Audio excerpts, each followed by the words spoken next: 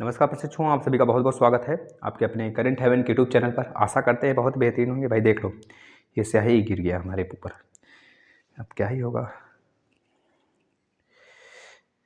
पूरी डिब्बी गिर गई। चलो कोई बात नहीं। आप सभी का बहुत बहुत स्वागत है आपके अपने करंट हेवन के यूट्यूब चैनल पर। आशा करते हैं इस वीडियो को जरूर आप शेयर करेंगे और यह मैथ का लास्ट वीडियो होगा। आप सभी का मैथ का लास्ट वीडियो होगा और आप सभी लोग अंततः कमेंट जरूर करिएगा। अगर एक मैराथन लगाने का अगर ज़्यादा से ज़्यादा बच्चों ने उसका सपोर्ट किया तो 19 तारीख को आपको मतलब कल एक मैराथन देखने को मिल जाएगा, है ना। तो आप सभी से मैं सोचा था आज ही बना दूँ, लेकिन एक वीडियो आज संडे था अभी थोड़े से, तो मैं बिल्कुल भी कल आपको मतलब एक देखने को मिल जाएगा। ठीक है, मैराथन मैथ का अगर आप लोग सपोर्ट किए तो कम से कम कमेंट आने चाहिए, ज़्यादा से ज़्यादा बच्चों का सपोर्ट मिलना चाहिए। उसके बाद मैं शाम तक और एक कम्युनिटी में एक तरह से कम्युनिटी में एक मैराथन का लिंक लगा दूंगा, उसके थ्रू आप जुड़ जाओगे। फिर उसके बाद परसों मतलब कि 19 तारीख को आपको देखने को मिल जाएगा महामैराथन मैथ का। आज हम लोग कुछ चीज़ें करने वाले हैं जो कि अभी तक नहीं हुआ है। भाई वही तो करेंगे जो चीज़ें अभी तक नहीं हुई है।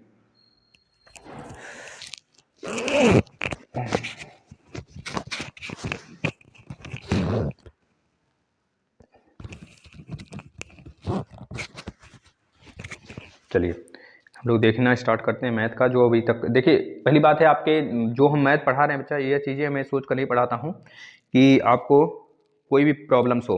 मैं आज जो करने वाला हूँ वृत्त के बारे में पूरा बताने वाला हूँ। वृत्त की परिधि, वृत्त का व्यास और वृत्त का क्षेत्रफल, इस पे क्वेश्चन करने वाले हैं।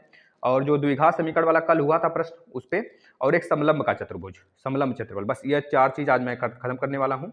और ठीक है, ये चारों चीज़ों को मैं बताने वाला हूँ। ठीक है, निश्चित रहिए। जितनी भी वीडियो बन जाए आप देखते रहना, बस भागना मत छोड़कर, अंत तक जुड़े रहना भाई। चलो 14वां चैप्टर से स्टार्ट कर लेता हूँ। 14 चैप्टर।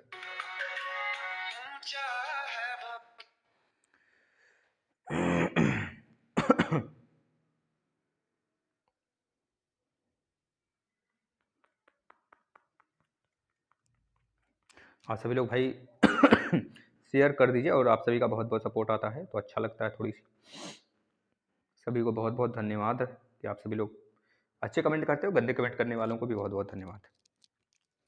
ठीक है भाई, एक मैं मैराथन लाऊंगा जिसमें कि जो ये प्रायिकता वाला चीज़ें है ना, उन सबको मेंशन करके उसमें बहुत सारी चीज़ें मैं बताने वाला हूँ जो कि आपको डायरेक्ट बच्चा देखो, जो चीज़ें मैं बता रहा हूँ यहाँ पे माध्यिका वगैरह भी उसमें मैं इंक्लूड कर लूँगा।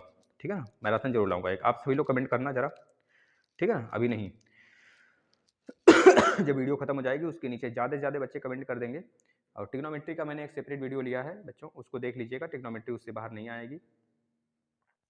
और शंकु गोले वाला भी मैं ले लिया हूँ, उसको भी उसमें से कोई बाहर नहीं आने वाले प्रश्न। बस आप सभी डेडिकेट होकर और विश्वास के साथ सारी चीज़ें देखते चलिएगा ना। चलिए मैं कुछ और क्वेश्चन लेता हूँ यहाँ पर, आपसे लोग बताने का प्रयास करिएगा।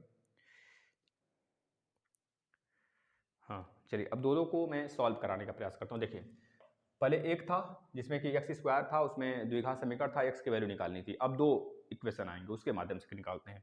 देखिए पहला क्वेश्चन फटाफट छापते रहिए। 3x + y बराबर 5, इक्वेशन नंबर 1। पहला क्वेश्चन है 5x प्लस में y equal to 9, equation number 2। वैसे यह बहुत कम पूछा गया है, लेकिन एक दो सेट में देखने को मिला है भाई। क्वेश्चन बहुत इंपॉर्टेंट है, तो करने में क्या जाता है, प्रैक्टिस करिए प्रैक्टिस। इसको आपको ऐसे मिलेंगे, आपको सॉल्व करने हैं दोनों इक्वेशन को और आंसर बताने हैं। ठीक है, एक क्वेश्चन यहाँ से यह देखने को मिल सकता है आपको इस प्रकार सभी समीकरण। निश्चिंत रहिए, जो चीज़ें मैं बोर्ड पे लिख दिया ना बहुत अच्छे तरीके से समझाऊंगा, उससे बाहर एक भी प्रश्न नहीं आने वाले हैं। समीकरण उस टाइप्स के अगर प्रश्न आए तो इसी में से आएंगे।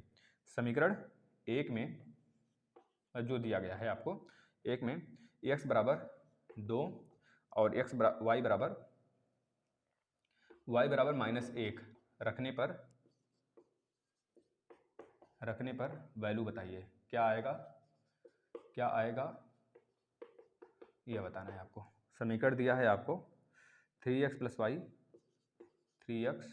y, एक इसमें रख दीजिए, और एक है आपका 5x + y, दोनों में यह वैल्यू रखकर आंसर बता रहे हैं। ठीक है, इस प्रकार के प्रश्न ये देखिए नॉर्मल से प्रश्न है। आपको इसमें कोई भी टिक्का टिप्पणी नहीं करेगा बच्चा। जो कल वाला वीडियो देखे होंगे वो आज वाले को उड़ाएंगे। क्वेश्चन नंबर नेक्स्ट, एक आयत की लंबाई एक आयत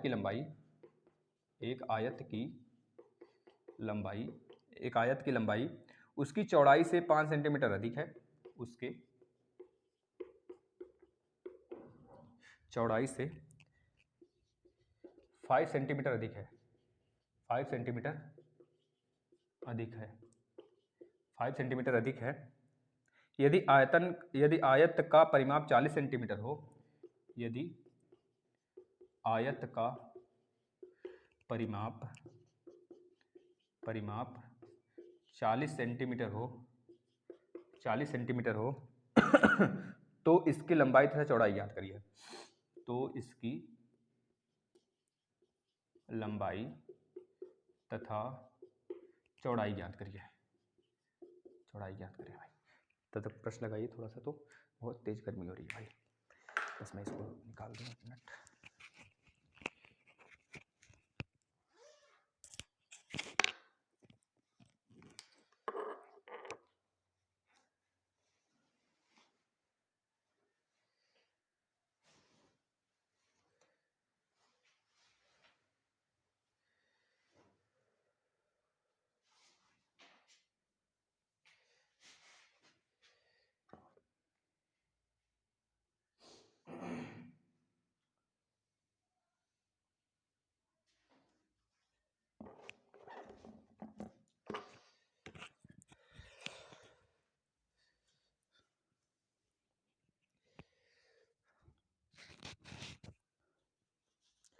चलिए भाई, फटाफट आप सभी लोग लगा दिए होंगे, मुझे पूरा विश्वास है। सारे प्रश्न बहुत आसान हैं, तो आसान से प्रश्न को करना। देखिए, इस ऐसे प्रश्न को छोड़कर आपको नहीं आने हैं। जो बच्चा छोड़ के आएगा भाई, वह बहुत ही गलत काम करेगा। चलिए पहले सॉल्व कर लेते हैं इस सबको। 3x + y = 5 और 5x + y = 9, इसको सॉल्व कर लीजिए। 3x + y = 5 और 5x + y = 9, 5x + y = 9 दिया है, तो इसको सॉल्व कर लीजिए दोनों को। इन दोनों को माइनस करा दीजिए, क्योंकि यहाँ पे सेम दिख रहा है। इक्वेशन 1 माइनस इक्वेशन 2, माइनस यहाँ पर साइन, यहाँ पे माइनस, यहाँ पे माइनस। किसी को किसी में से माइनस करा सकते हैं। इस वाले इक्वेशन को इसमें से माइनस करा लीजिए, चाहे नीचे वाले को ऊपर वाले से माइनस करा लीजिए, कोई दिक्कत नहीं होने वाले हैं आपको। ठीक है, अब देखिए 3x - 5x करेंगे। जब 3x - 5x आप करने वाले हैं, तो जाहिर सी बात है 5 बड़ा है। जब 5 बड़ा आपको दिख रहा है भाई, तो आप खुद बताओ किसका साइन लगेगा? बड़े वाले का साइन लगने वाला है ना। माइनस है तो माइनस में वैल्यू आएगा, यानी कि -5x आपने -5 पे किसी सुधार लिए, 3 रुपये आपको मिल गया, तो आप उसको 3 रुपये दे दोगे, 3 रुपये उसे दे दोगे और बचेगा आपका 5 रुपया, मतलब कि 2 रुपया, और 2 रुपया किस में? माइनस में। अभी 2 रुपये उसे और चुकता करने होंगे आपको, तो क्या बचेगा यहाँ पर? माइनस का 2x। अब यह वाला दोनों कट जाएगा, क्योंकि माइनस प्लस, और इधर क्या आएगा? माइनस में ही वैल्यू आएगा, क्योंकि माइनस वाला बड़ा है। तो -9 में से 5 बच जाएगा, तो 4 बचेगा। माइनस माइनस कैंसिल होगा, x की वैल्यू कितनी आ जाएगी? 4/2, 2 दूना 4, 2, यानी x की वैल्यू कितनी आ गई? 2 आ गई। इस चीज़ को आप किसी भी इक्वेशन में रख देंगे, इक्वेशन 1, इक्वेशन 2, किसी भी एक इक्वेशन में रखते हैं, तो आपको क्या देखने को मिलेगा? y की वैल्यू। तो हमने समीकरण नंबर 1 में रख लिया, समीकरण 1 में रख लिया। समीकरण 1 में रख लिए, तो 3 × 2 और प्लस में y = 5, तो y = 5 माइनस का 6, 3 दूना 6, उधर जाएगा तो माइनस में हो जाएगा, तो y की वैल्यू -1, ये आपका राइट उत्तर होगा। ठीक है, ये चीज़ें आपको समझ में आ रही हैं? अरे यार, कहाँ चला गया?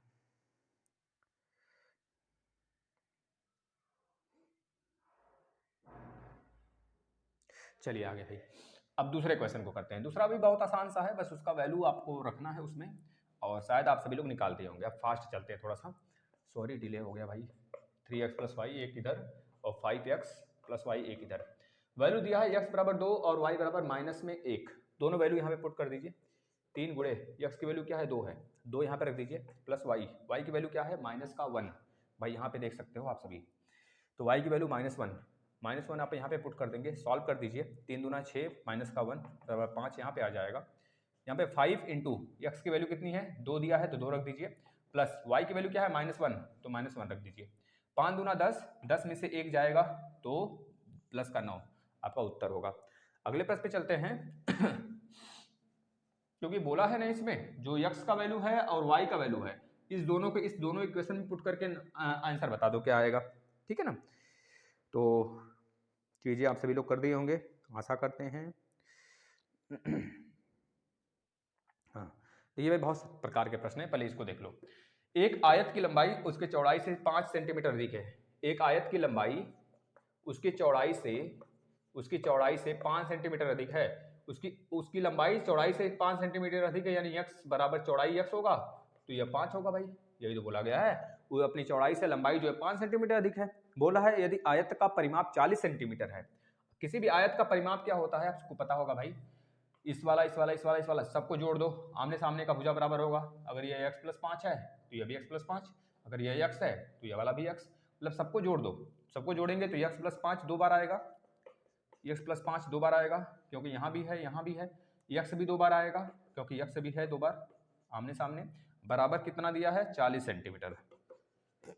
भाई निकाल दो x 4x + 5 और 5 10, उस 10 को आप यहाँ पे लिख दो = 40, यानी कि 4x = 40 - 10। हम कोई भी स्टेप शॉर्ट करना भी चाहते हैं ना, तो इस वजह से नहीं करते हैं, इस डर के मारे कि शायद आप भी शॉर्ट कर दो। अगर आप शॉर्ट कर दोगे तो दिक्कत हो जाएगा, मैं शॉर्ट कर दूंगा तो कोई दिक्कत नहीं होगा यहाँ पर। अगर मैं शॉर्ट कर दिया तो आपका आदत बना रहेगा, इसमें से मैं कोई स्टेप्स नहीं काटने का प्रयास करता हूँ, पूरा लिखता हूँ। इसमें ये बात नहीं है कि मुझे शॉर्ट करना नहीं आता, मैं तो देखते ही जितने प्रश्न हैं डीएलएड में ना, मात्र 10 मिनट बता तो रहा हूँ, आपके पूरे पेपर को 10 मिनट भी मेरे लिए बहुत ज़्यादा होंगे अगर प्रश्न को सॉल्व किया जाए तो। समझ रहे हो ना, ये सारे के सारे जब आप आओगे तो यूपी टेट में सबके सब बेस आपको काम देंगे, यूपी टेट सुपर टेट में। तो यहाँ से कितना आ गया 30 बेटा, तो इसको काटना जरा, x की वैल्यू 30/4 कर लेना, काट लेना जरा कितना आएगा। 4 × 5 = 20, 4 × 24, 4 × 7 = 28 और 4 × 5 = 20, 7.5 आ जाएगा x की वैल्यू। ठीक है, x की वैल्यू इतनी आ गई तो बता दो 7.5 प्लस में 5, 5 × 10 = 12.5, आपका लंबाई आ गया, चौड़ाई 7.5 आ गया। ठीक है, यह चीज़ें थी। इसकी लंबाई तक चौड़ाई बताइए, हो गया। चलो नेक्स्ट प्रश्न पे आ जाते हैं। बस आप प्रैक्टिस तो कर लो, बस 1 घंटे में पूरा कंप्लीट हो जाए जितना मैं ठाना हूँ, तो थोड़ा फास्ट चलते हैं थोड़ा सा। ये आपके लिए होमवर्क 7x - 6y समीकरण नंबर 1 मिनट बराबर बराबर क्या दिया है 20 दिया है, 20 समीकरण नंबर 1 3x + 4y = 2 समीकरण नंबर 2। थोड़ा काम का इतना ज़्यादा बर्डन हो जा रहा है ना, जिससे सेहत थोड़ी सी नाजुक सी हो जा रही है, मतलब डाउन। कोई बात नहीं आप सभी एग्ज़ाम देकर आओ, बस इतना लिख देना कि सर मैं तो फोड़ दिया एग्ज़ाम को, इसके बाद तो मुझे इसको सॉल्व करके आप आंसर बताओगे, आपके लिए होमवर्क है। ठीक है, अगले प्रश्न पे देखना जरा, यह भी अच्छा सा प्रश्न है एक। 3 मेज और कुर्सी का मूल्य कितना है। 3 मेज और कितने कुर्सी हैं, 5 कुर्सी। 3 मेज और 5 कुर्सी, 3 मेज और 5 कुर्सी, 5 कुर्सी, 3 मेज और 5 कुर्सी का मूल्य कितना है। कितना है भाई, 1000 रुपये है। 1000 रुपये है भाई, 1000 है मतलब 1000 रुपया है। 5 मेज और 3 कुर्सी, 5 मेज 5 मेज और 3 कुर्सी, 5 मेज और 3 कुर्सी का मूल्य 970 रुपये है। 5 मेज, ये प्रश्न बहुत गलत सा दिया है, इसमें लिखा है टाइपिंग मिस्टेक कर दिया बहुत ज़्यादा। 5 मेज और 3 कुर्सी और 3 कुर्सी का मूल्य कितना दिया गया है, 970 रुपये। 970 रुपये, 970 रुपये हैं, 970 रुपये हैं भाई। तो एक एक का प्राइस बता दो, आसानी से है, आप इसको सॉल्व कर सकते हैं, बहुत ज़्यादा बर्डन नहीं है इसमें, आराम से करिए इसको। अगले पे आ जाते हैं ना, नेक्स्ट पे आ जाते हैं। 2 स्थान देखना भाई, 2 स्थान देखते हैं। क्वेश्चन नंबर ए काफ़ी अच्छा प्रश्न है। 2 स्थान ए और बी एक दूसरे से 90 किलोमीटर की दूर पर हैं। 2 स्थान ए और बस जितना कराया जा रहा है उसको इम्तिहान से करते चल रहे हो तो मान के चलना आप 25 में 25 लाओगे, निश्चित रूप से 25 से 25 लाओगे, क्योंकि मैं भर कर पूरा दे रहा हूँ भाई। एक भी चीज़ों में मुझे लग रहा है डाउट है जिसमें मैं उसको छाप दे रहा हूँ, है ना। देखिए, ये 2 स्थान ए और बी एक दूसरे से 90 किलोमीटर दूर पर हैं। 90 किलोमीटर दूर पर हैं दो कारें एक साथ ए और बी से चलना प्रारंभ करती है। दोनों कारें तो दो कारें ए और बी से एक साथ चलना प्रारंभ करती हैं। चलना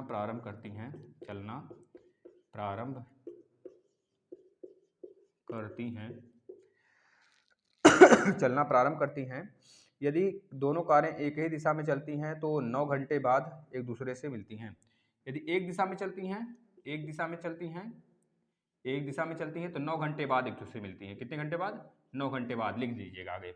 अगर वह विपरीत दिशा में चलती हैं तो 9/7 घंटे में एक दूसरे से मिलती हैं। अगर विपरीत दिशा में चलती हैं तो 9/7 घंटे में एक दूसरे से मिलती हैं।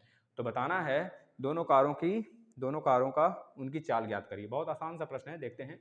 यह वाला आपके लिए होमवर्क था, इसको सॉल्व करते हैं। 3 मेज को हमने मान लिया x और कुर्सी को हमने मान लिया y। भाई ऐसे ही लगाना पड़ेगा डीएलएड में भाई, ठीक है। तो इसी तरह लगाते हैं, बहुत ज़्यादा मतलब यूनिटरी मेथड से भी लगा सकते हो आप इसे। देखते हैं आंसर बताना हो अगर तब, नहीं तो डीएलएड में लगाना होगा तो ऐसे ही लगाएंगे, ठीक है। 3 मेज को आपने x माना है तो 3x, 5 कुर्सी को आपने y माना है तो +5y। इन दोनों का मूल्य कितना है? 1000 रुपया। समीकरण नंबर 1 बना लो।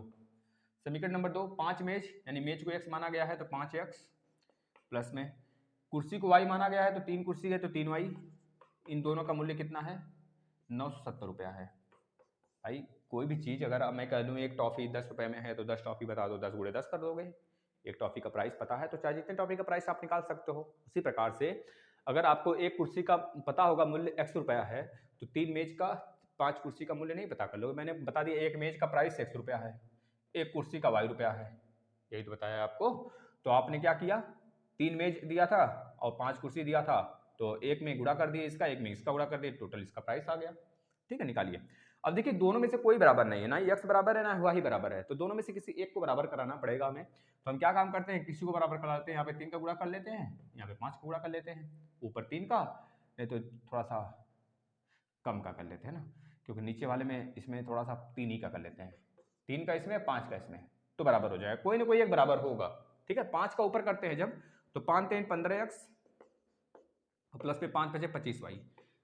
देखिए भाई क्वेश्चन बड़ा है तो करने का मन नहीं है तो जा सकते हो, लेकिन अगर सच में चाहते हो कि मैं कुछ करूं तो क्वेश्चन बड़ा देखकर कोई भागना मत जिंदगी में। और बड़ा ही चीज़ जब उससे डरने लगोगे तो वो डराएगा खुद, लेकिन अगर उसको डर कर उस जो डर रहे हो जिससे रहो उसके साथ लड़ जाओ ना, फिर उसकी औकात पता चल जाएगी।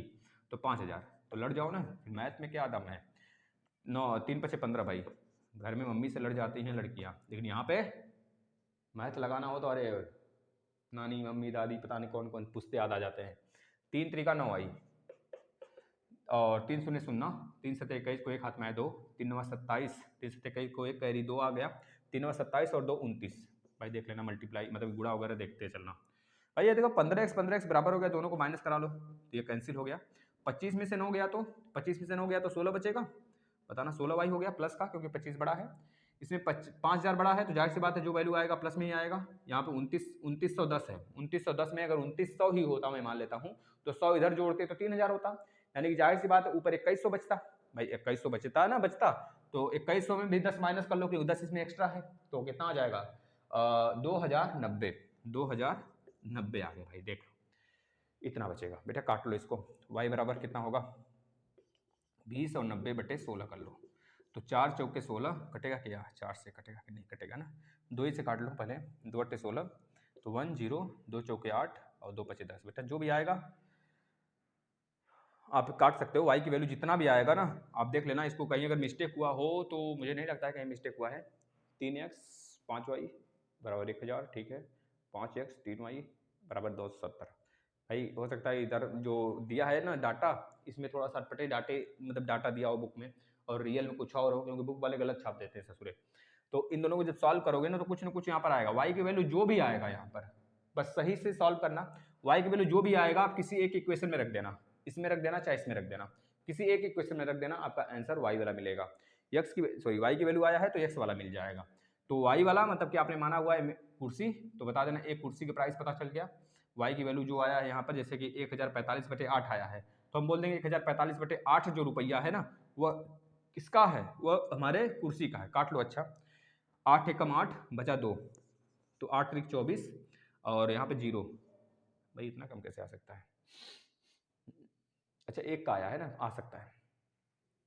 तो 130 आ गया। मतलब कि कितना आ गया, 8 त्रिक 24 और 0 आ गया। 8 अट्ठे 64, 8 अट्ठे 64, 8 सत्ते 56, 8 छः 48, 6, यानी कि 130.6 आ रहा है हमारे समझ से। तो यही आ रहा है भाई 130.6। अब इस 130.6 को ना किसी भी एक इक्वेशन में रख लीजिएगा। किसी भी एक इक्वेशन में जब रख लेंगे तो हमें हमारा वैल्यू देखने को मिलेगा। यहाँ से मैं इसको इरेज करता हूँ थोड़ा सा। जो वैल्यू आया है अब वाई का निकाल लूँ, मतलब वाई का आ गया, एक्स का निकाल लूँ इस वाले इक्वेशन में रखकर। देखिए 130.6 को हमने कहाँ रख दिया, इसमें रख दिया। तो 3x प्लस में 5 गुणे 130.6 बराबर 1000। तो इसको मल्टीप्लाई करा लो। 3x प्लस में 5 36 को 0 हाथ में 3 और 5 शून्य 0 3, 5 15 को 5 हाथ में 1, 5 एकम 5 1 6 बराबर 1000। भाई इधर 1000 है, 1000 में से 600 को माइनस कर देते हो अगर तो 400 बचता है।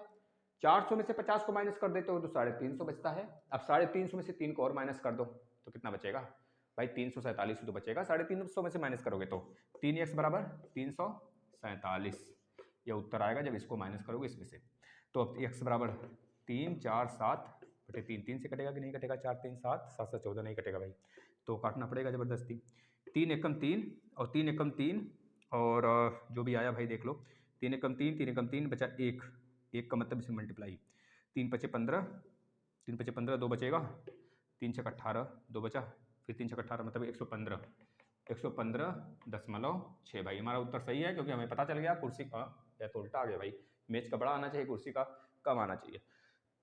कोई नहीं, उत्तर सही है। हो सकता है कुर्सी की जगह मेज हो, मेज की जगह कुर्सी हो। प्रश्न वाला सही है, प्रश्न के हिसाब से उत्तर यह सही है। ठीक है,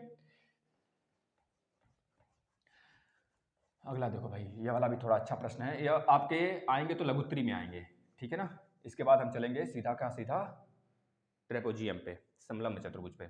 दो स्थान ए और बी एक दूसरे से 90 किलोमीटर दूर पर हैं। दो कारें ए और बी से एक साथ चलना प्रारंभ करती हैं। एक दिशा में 9 घंटे में, एक जो है कि एक ही दिशा में जब चलती हैं तो 9 घंटे में दोनों मिलती हैं। अगर विपरीत दिशा में चलती हैं तो 9/7 घंटे में दोनों मिलती हैं। तो देखते हैं, दो स्थान है, एक ए है एक बी है भाई, एक ए है एक बी है। यहाँ से डिस्टेंस जो है दोनों के बीच में कितना है, 90 किलोमीटर का डिस्टेंस है। 90 किलोमीटर, 90 किलोमीटर भाई। आपको पता है कि चाल बराबर दूरी बटा समय होता है। चाल बराबर दूरी बटा समय होता है। दूरी बटा समय होता है, चाल बराबर दूरी बटा समय होता है। दोनों कारें ए और बी, एक दो कार है भाई, एक इधर से भी है, एक यहाँ पे कार खड़ी है, किधर चल रही है हमें नहीं पता अभी। पहले मैं एक दिशा में चला लिया, दोनों को एक दिशा में बोल रहा है ना। जब एक दिशा में चलती है तो 9 घंटे में दोनों मिलती हैं। एक दिशा में चलती है तो 9 घंटे में मिलती हैं, 9 घंटे में मिलती है। यानी कि समय की वैल्यू पहली बार में कितना दिया मैं, पहली बार जब वो दोनों एक ही तरफ चलती हैं, एक तरफ जब एक ही तरफ दोनों चलती हैं तो उस कंडीशन में चाल क्या आएगा, चाल को मान लेते हैं v1। v1 बार दूरी कितना है टोटल 90। और जाहिर सी बात है जब दोनों एक ही दिशा में चलेंगी, जब दोनों एक ही दिशा में चलेंगी तो उनका चाल जुड़ेगा ना, चाल जुड़ेगा। समय दिया है 9 घंटे, हाँ सही है, चाल जुड़ेगा। यानी कि पहले वाले का चाल हम मान लेते हैं v1, दूसरे वाले का v2, दूसरे वाला v2 चाल से चल रहा है। तो v1 प्लस v2 भाई आप बताओ, जब आमने सामने से टक्कर होगा गाड़ियों का तो ज्यादा बवाल होगा, ज्यादा चोटिल होंगे सभी। जब एक तो आगे जा रहा है ससुरा, पीछे से बहुत स्पीड से आ रहा है, तब जाहिर सी बात अगर यह चल रहा है और इधर से एक और आ रही है और दोनों का मिलन पॉइंट हमें दे दिया, तो मतलब पीछे वाला जाहिर सी बात है तेज चल रहा है, तभी तो मिल रहा है भाई इससे। तो आप क्या करोगे इस कंडीशन में, माइनस करोगे, जो ज्यादा वाला होगा स्पीड कम वाले को उसमें से माइनस कर दोगे, ठीक है ना। तो मतलब कि जाहिर सी बात हमें v1 जब v2 से आगे जाके 9 घंटे बाद मिल ही रहा है तो v1 माइनस v2 करोगे, क्योंकि v1 की स्पीड तेज होगी भाई ना, पीछे वाला, समझ रहे हो भाई। पढ़ोगे नहीं तो पीछे वाला निकल ही जाएगा आगे। जैसा आपको पता है अगर बैक लगा होगा तो 2021 वाला पास हो गया होगा, तो चीजें उलट पुलट देखने को मिलेंगी हमें। तो v1 माइनस v2, चाल क्या हो गया v1 माइनस v2। टोटल कितने डिस्टेंस दोनों चल रहे हैं, एक ही तरफ चल रहे हैं, v1 वाला अधिक है v2 वाला अलग है, तो v1 माइनस v2 किसका चाल अधिक है भाई, तो v1 वाले का चाल अधिक है तो v1 में से v2 माइनस कर दिया। कितने घंटे बाद मिल रहे हैं, कहोगे डिस्टेंस तो 90 है भाई, यहाँ पे देखते रहना, दूरी 90, चाल माइनस डिस्टेंस मतलब समय कितना 9, तो भाई 9 घंटे में मिल रहे हैं, दोनों को काट लोगे तो 10 आ जाएगा। यानी कि यहाँ से एक इक्वेशन हमें मिला v1 माइनस v2 बराबर 10, समीकरण नंबर 1 बना लेना। दूसरे पे आ जाओ।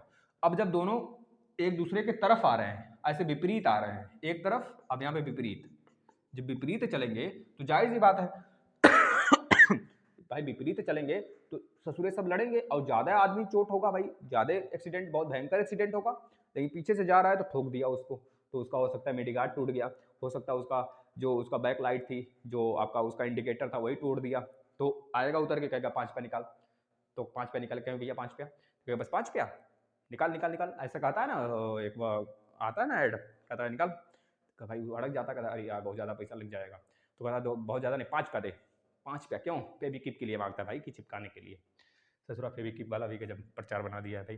देखना v1 प्लस v2, तब दोनों जब लड़ेंगे तो v1 प्लस v2 होगा भाई, तो v1 प्लस v2 यानी कि पूरा का पूरा अगर देखेंगे दूरी कितना है 90 है, और इस बार डिस्टेंस कवर कितना हो रहा है 90 तो कवर हो रहा है, लेकिन कितने समय में मिल रहे हैं दोनों 9/7 ही समय में, देखिए पहले 9 घंटे मिलते थे, अब थोड़ा सा और जल्दी मिल रहा है क्योंकि दोनों एक तरफ आ रहे हैं, तो 9/7 टाइम हो गया, 7 ऊपर जाएगा, ये 10 बार में गया 7 ऊपर गया, यानी कि इक्वेशन बनेगा v1 प्लस v2 बराबर 70, v1 प्लस v2 बराबर 70, समीकरण नंबर 2। अब दोनों को सॉल्व कर लो भाई, v1 और v2 इसमें देख रहे हो v2 v2 कैंसिल होगा, दोनों को ऐड कर लोगे समीकरण 1 प्लस समीकरण 2 को ऐड करने पर, तो 2v1 बराबर 70 प्लस 10 80, 70 प्लस 10 80, तो v1 बराबर कितना होगा 80/2 कर देना भाई, दिख रहा है ना 80/2 कर देना तो 40। अब कोई अगर बोल देगा ना ये सवाल नहीं लगेगा ना, सच बता रहा हूँ, इससे बेहतरीन शायद ही कोई समझा पाया आपको, फिर समझ लेना मैथ छोड़ ही दो भाई, ये क्वेश्चन आ गया तो छोड़ कर ही आओगे फिर, इसका मतलब अगर अब नहीं समझ में आया तो। v1 की वैल्यू 40 आ गया, 40 क्या मीटर प्रति सेकंड, क्योंकि चाल है मीटर प्रति सेकंड, इस चाल को उठा के किसी एक इक्वेशन में रख दो, v1 पाए तो इसमें रख दो तो v2 निकल जाएगा, हम इसमें रख देते हैं क्योंकि यहाँ पे 70 है, 40 माइनस करेंगे तो v2 की वैल्यू 30 आ जाएगा भाई, v1 प्लस v2 बराबर 70, तो v1 की वैल्यू कितना है 40 है, तो v2 की वैल्यू कितनी आ जाएगी 70 माइनस 40 यानी कि 30 मीटर प्रति सेकेंड, तो v2 की यह जो v2 था वह 30 स्पीड से जा रहा है, और जो हमारा यह v1 है ये 40 की स्पीड से जा रहा है, हमने पहले ही बताया था भाई ये इसकी स्पीड तेज होगी, पता चल गया, लो तेज है ना भाई, तेज रहना पड़ेगा नहीं तो फिर पीछे वाला तो कुचल कर आगे चला जाएगा और जिंदगी बदतर हो जाएगा। फिर एक क्वेश्चन यहाँ से हो सकता है आपके एग्जाम में आ जाए भाई, अगर नहीं आज पूरा हो पाए तो कल एक क्लास और ले लेंगे, जल्दबाजी नहीं करना है, ठीक है, बस साथ बना के रखना, मैराथन ना भी आए तो आप कहना तो ले लेंगे, क्योंकि 20 को भी आ सकता है मैराथन, अगर 19 को नहीं आए तो पेपर तो आपका 22-23 को होगा मैथ का, उसके पहले पहले आ जाएगा मैराथन, ठीक है ना। इस प्रश्न को सॉल्व करना सभी बच्चे, राम और श्याम की आय का अनुपात 4/3 है, राम और श्याम के आय का अनुपात कितना है 4/3 है, 4/3 है, मतलब कि 4 संबंधे 3 यानी 4/3 है, 4/3 है, तथा उनके व्यय में अनुपात 3/2 का है, तथा उनके व्यय मतलब एक्सपेंडिचर जो उनका है व्यय में अनुपात कितना का है भाई, कितने का है 3/2 का है, 3/2 है, व्यय में अनुपात कितना है 3/2 है भाई। तो बताना यदि प्रत्येक 5,000 रुपए मासिक बचत करते हैं, दोनों 5,000 मासिक, मतलब महीने का भाई बहुत ज़्यादा है बचत कर रहा है, तो मासिक बचत करते हैं भाई, हम हर महीने एक गाड़ी खरीद रहे हैं, 4 व्हीलर या 2 व्हीलर हर महीने खरीद रहे हैं, हर महीने मैं बैंक में जमा कर देता हूँ, हर महीने मैं अपने बच्चों के फीस पर कम से कम 30-40 हज़ार रुपये दे देता हूँ, इसके बाद भी अगर मैं 10,000 रुपये बचाता हूँ ना तो समझ लो बहुत ज़्यादा है सेविंग, 10,000 रुपये अगर मैं कर रहा हूँ पूरा मतलब पूरा खर्चा करने के बाद, मतलब कि 1-1.5 लाख खर्चा करने के बाद मंथली का, तो समझ लो कितना ज़्यादा कमाता होगा व्यक्ति। अगर केवल बचत देखोगे तो कहोगे भाई क्या, ये तो बहुत कम कमाता है, क्योंकि आप कम कमा कर बचत ज़्यादा करते हो, ये ज़्यादा कमा के भी बचत आपसे कम कर रहा है। बचत करते हैं तो उनकी अलग अलग आय बता दो भाई, बहुत सारे लोग ऐसे हैं, तो उनकी अलग अलग आय बता दो, अलग अलग दोनों की आय बता दो, कितना कितना कमाते हैं ये बताना है।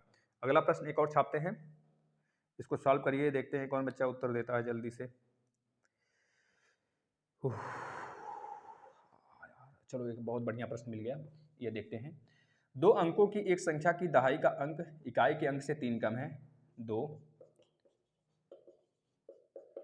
अंकों की एक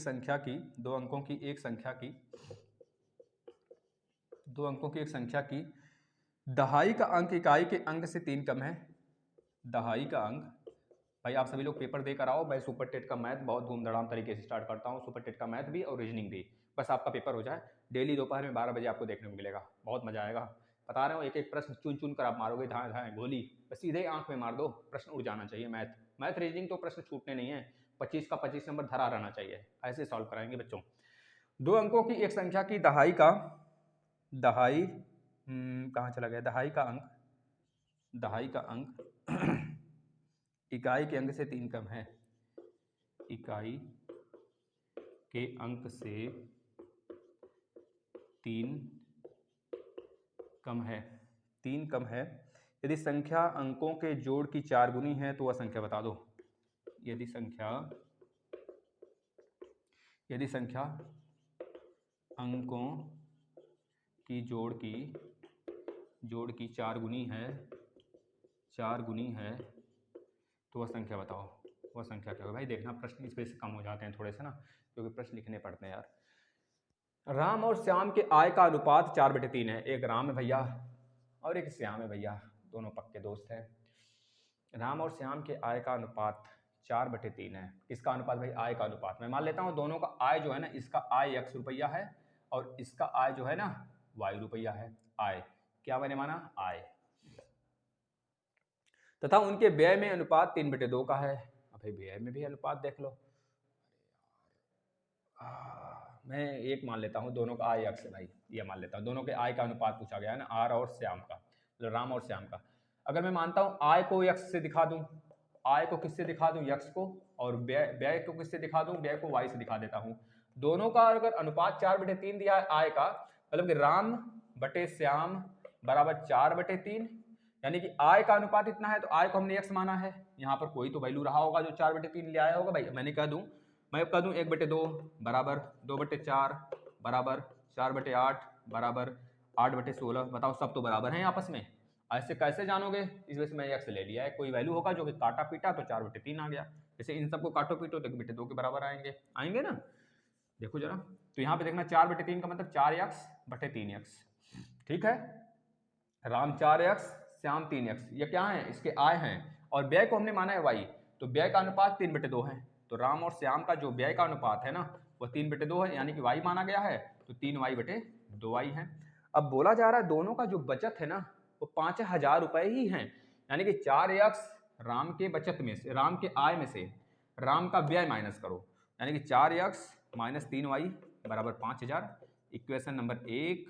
और श्याम के आय में से श्याम का व्यय 2y माइनस कर दो, यही तो है व्यय, तो का अनुपात, या तो आय का अनुपात है, या तो आय का अनुपात है, या व्यय का अनुपात है दोनों का। तो बता दो, 3x - 2y, 3x - 2y बराबर 5,000, ये भी है। अब बताओ, बढ़िया रकम तो भले ही कमा रहा होगा लेकिन बचत तो ज़्यादा यही कर रहा है उस हिसाब से देखोगे तो। अब हमको क्या करना है? 2 से ऊपर और 3 से नीचे मल्टीप्लाई करा देना है। इस वाले इक्वेशन में 2 से, इस वाले में 3 से मल्टीप्लाई करा दोगे तो एक इक्वेशन और बनेगा, तभी तो कुछ बराबर होगा, तभी तो कटेगा। तो 2 चौके 8x और 2 3 6y, 6y बराबर 5 दूना 10, 10,000 सॉरी। तो इसको करो 3 त्रिका 9x, 3 त्रिका 9x और 3 दूनी 6y बराबर 3 5 15, 15,000 रुपया। ठीक भाई, अब ऊपर का थोड़ा इरेज करना पड़ेगा मुझे, आप लोग छाप लिए होंगे, इसको भी इरेज कर दूं। चलो इसको भी इरेज कर देता हूं, इतना ठीक। इसको लेकर सॉल्व करते हैं। अब देखना भाई, ये 6y दोनों इक्वेशन को जोड़ो, 8x - 6y बराबर 5,000, सॉरी 10,000 और नीचे क्या है? 9x माइनस में 6y बराबर 15,000। दोनों को माइनस करा लो, क्योंकि साइन सब सेम रहता है तभी माइनस कराते हैं। प्लस यहाँ पे माइनस, यहाँ पे माइनस, साइन चेंज हो जाता है, ये कैंसिल। 8 बड़ा है कि 9? 9 बड़ा है, 9 बड़ा है तो 9 का साइन माइनस है तो माइनस, 9 में से 8 गया तो x। ठीक है, मतलब 1x मतलब x। 15 बड़ा है कि 10? 15 बड़ा है तो माइनस वाला साइन, क्योंकि माइनस का साइन 15 के साथ है। जिसका साइन बड़े, जो साइन बड़े वाले के साथ रहेगा वही साइन लगाते हैं। 15 में से 10 जाएगा तो 5000। भाई देख लो, x बराबर 5000 आ गया। x मतलब आया था ना, x मतलब आया था। अब x की वैल्यू उठा के किसी में एक में रख दो, हमने पहले में रख दिया।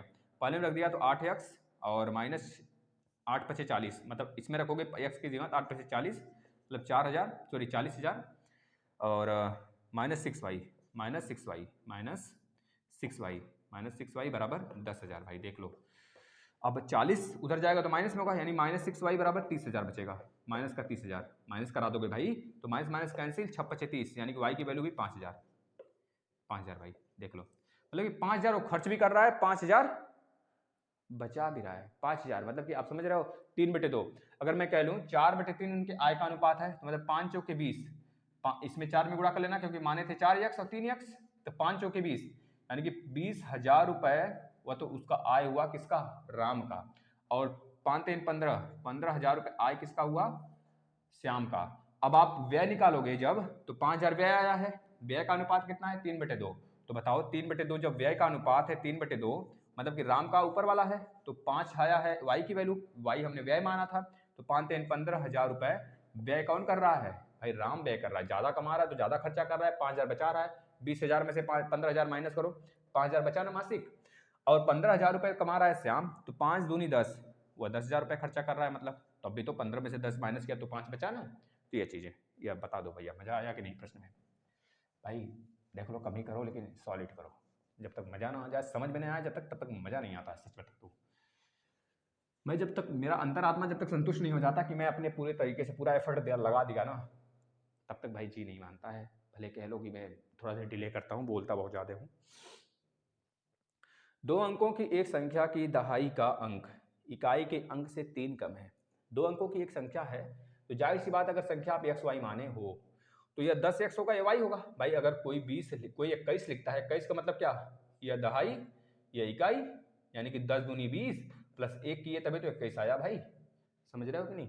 तो इसी तरह से मैं कह लूँ ये एक्स वाई हमें कोई संख्या मान लिए, कोई 2 अंकों की एक संख्या मान लिया हमने, तो भाई यह वाला वैल्यू क्या होगा?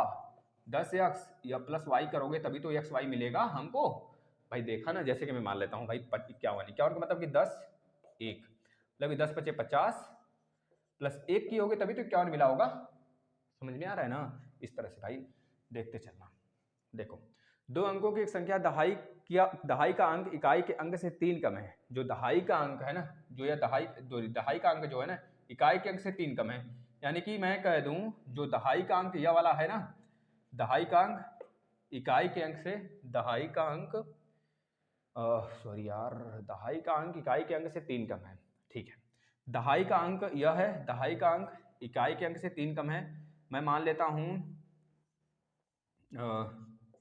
दहाई का अंक इकाई के अंक से, अगर इकाई के अंक को 1 मानता हूं, दहाई का अंक इकाई के अंक से 3 कम है तो a-3 हो गया। अगर y बराबर 1 मानते हो इकाई तो दहाई a-3 होगा, यही बोला जा रहा है। ठीक है, यदि संख्या अंकों की जोड़ की 4 गुनी है, यदि संख्या अंकों की जोड़ की 4 गुनी है तो वह संख्या क्या होगी? भाई जो संख्या है ना, अंकों की जोड़ की 4 गुनी है। भाई अंक तो हमारी यही है, अंक तो हमारे यही हैं। x के प्लेस पे आपको क्या रखना है? अब a-3 रखना है। y के प्लेस पे आपको क्या रखना है? y रखना है। ध्यान देना भाई, अगर अंकों के योग की 4 गुनी है क्या? अंक, तो x प्लस वाई अंकों का योग हो गया। यदि संख्या अंकों की जोड़ की 4 गुनी है, अंकों की जोड़ दिया मैंने, अंकों के जोड़ की 4 गुनी है, तो यानी कि 4 10x प्लस वाई यह है। तो बताना है भाई अंकों का अंक कौन कौन से हैं। तो भाई x के प्लेस पे a-3 लिख देना, y के प्लेस पे a लिख देना। x के प्लेस पे a-3, y के प्लेस पे a लिख दिया हमने, बराबर 4 एक मतलब 10 मतलब x के प्लेस पे हमने a-3 लिखा तो क्या होगा? 10a माइनस 30 और प्लस y के प्लेस पे a लिख दिया तो a यहाँ पे हो गया। सॉल्व करना, a 2a माइनस में 3, 2a माइनस में 3 और बराबर 10 चौका 40a, 40 मतलब 11 चौक 44a, 44a माइनस 4 3 12 120, ये इधर आएगा और ये इधर आएगा। ठीक है, यानी कि जब ये इधर आएगा तो 120 में से 3 जाएगा तो बचेगा 117 और 44a में से 2 चला जाएगा तो बचेगा 42। क्या बचेगा? 42a बचेगा। कहीं तो रॉन्ग हो गया, कहीं तो रॉन्ग हो गया, कहाँ गलत हो गया भाई? एक मिनट रुक जाना। 4xy बराबर 4 मतलब बराबर 10x प्लस वाई, तो 4x प्लस में 4y बराबर 10x प्लस में y इधर आएगा। अच्छा इधर जाएगा 3y बराबर इधर गया तो 6x 6x, हाँ 3 एक कम 3 दूनी 6, हाँ भाई यह सही है। चलो आ जाओ यहाँ देखना जरा सा मिस्टेक कहाँ पे हुआ था। भाई हमको बोला गया है ना जो x प्लस वाई है वह है 4 गुना किसका, उसके अंकों के योग का, यानी कि x प्लस वाई अंक का योग हो गया। भाई अंक हमने x y माना था तो अंक का योग कर दिया। अब 10x प्लस वाई जो अंक है हमारा रियल वाला, जैसे मैं कह दूं 53 है, जो 53 है ना वह 5 प्लस 3 से 4 गुना है, 5 प्लस 3 का 4 गुना है 53, तो भैया हमने कर दिया यहाँ पे 53, तो 5 3 15, 15 चौका 60, मान लो यहाँ पे 53 बराबर आ गया उसके, तो इस तरह से बोल रहा है वह, समझे ना, वही बोल रहा है, तो हमने वही चीज लिख दिया यहाँ पर। अब बोल रहा है कि भैया यह वाला 4, कैमरा को भी डिस्चार्ज होना था यार, सॉरी माफी चाहता हूँ। देखिए प्रश्न थे हम लोग, हमने इस पे इसको सॉल्व करते हैं। देखिए यहाँ पे क्या आया था 4x प्लस वाई, 4 इसको सॉल्व करते हैं तो 4x into 4y is equal to 10x plus y. अब इस x वाला जो है इधर करेंगे, y वाला इधर कर लीजिए अपना, 4y minus y is equal to 10x minus 4x, यानी कि 4y माइनस वाई मतलब कि 3y is equal to 10x minus 4x का मतलब 6x, 3 1 जा और 3 2 जा 6, यानी कि y अपान x का रेशियो कितना आ गया, y अपान x का रेशियो आ गया आपका 1/2। अब आपको पता है कि हमने यहाँ पर निकाल रखा है इस प्रश्न के according x equal to a minus 3 और y इक्वल टू a, तो यहाँ पर रख दीजिए y की वैल्यू a और x की value a minus 3 equal to 1/2। तो इसको आप क्रॉस करा लो, क्रॉस कराएंगे तो यहाँ पे मिलेगा आपको 2a और इधर मिलेगा a माइनस 3, इस a को इधर करेंगे तो a की वैल्यू कितनी आ जाएगी, a की वैल्यू कितनी आ जाएगी -3, a की वैल्यू -3 कैसे आने वाला है भाई, a की वैल्यू -3 देखते हैं, a की वैल्यू -3 कैसे आ जाएगा। चलो इसको रखते हैं पहले, अगर a की वैल्यू -3 है तो यहाँ पर अगर हम रखेंगे a की वैल्यू -3, a की वैल्यू अगर -3 रखते हैं तो ये मिलेगा हमें 6, ये मिलेगा -6 और ये मिलेगा हमें -3, तो आप माइनस से कुछ मतलब मत रखिए, 6 और 3 हमारा आंसर है, यानी कि आप 6 और 3 जो x है उसको आप 6 माने हैं और जो y है उसको 3 माने हैं, मतलब ये आपका 63 आपका राइट उत्तर होगा। अब आप चाहो तो इसको लेके आप देख सकते हो, यहाँ पे अंक 3 से कम है, बिल्कुल इकाई का अंक देख लो 3 कम है ना, और जो आगे बोला था यदि संख्या अंकों की जोड़ की 4 गुनी है तो इसमें भी रख के आप पुट कर सकते हो ये चीजें। देखो 6 यहाँ पर रखोगे 6 3 9 9 चौका 36 और 6 यहाँ पर रखोगे तो कितना आ जाएगा, देखो x की वैल्यू कितना है 6 है, 10 छक्का x प्लस वाई है ना, 6 3 9 9 चौका 36 और 10 छक्का 60 3 63, इस तरह से आ रहा है ना। तो आपका 63 तो बन रहा है, इसको 36 अगर रहता तो 10 30, हाँ सॉरी आपका यहाँ पे बनेगा भाई, यहाँ पर हमने यह 36 बनेगा, आपका 36 बनेगा, ठीक है ना, 36 बनेगा, क्योंकि बोला जा रहा है ना इकाई का अंक से 3 कम है, इकाई का अंक से 3 कम है ना, तो मतलब कि यह 6 जो है हमारा y की वैल्यू है, 3 जो है यह ऐसे आएगा, इसको पलटी कर लेना, यहाँ पर देखो कहीं मिस्टेक हुआ है, जरूर मिस्टेक नहीं मतलब इधर उधर बस वैल्यू हो गया है, तो मतलब 3 जो है x का मान है और y जो है y का मान क्या है 6 होगा, यह होगा ना, y की वैल्यू 6 होगा। इसमें मैंने उल्टा पुल्टा सा कुछ ऐसे कुछ किया है क्या, देखना जरा, यदि संख्या की अंकों की जोड़ की 4 गुनी है तो वह संख्या होगा, तो यहाँ पे 36 यही आना चाहिए, 36 आपका।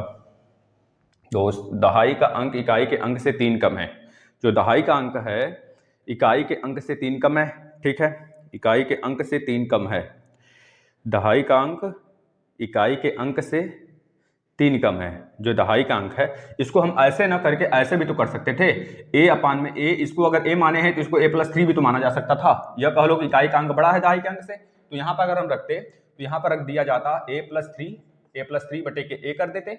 अब सॉल्व करना जरा तो देखना क्या आएगा, 2a और +6 2 3 6 बराबर a, तो अब देखना a को इधर करोगे तो कितना आ जाएगा, a की वैल्यू आ जाएगी a बराबर -6 आएगा, a बराबर -6। अब a बराबर जब -6 है तो यानी कि 6 किसकी वैल्यू हो गई, x की वैल्यू 6 हो गई ना, इसमें भी x आ रहा है, और नहीं a है ना इसकी वैल्यू, तो इस बार x की वैल्यू कितनी आ गई, 6 आ गया।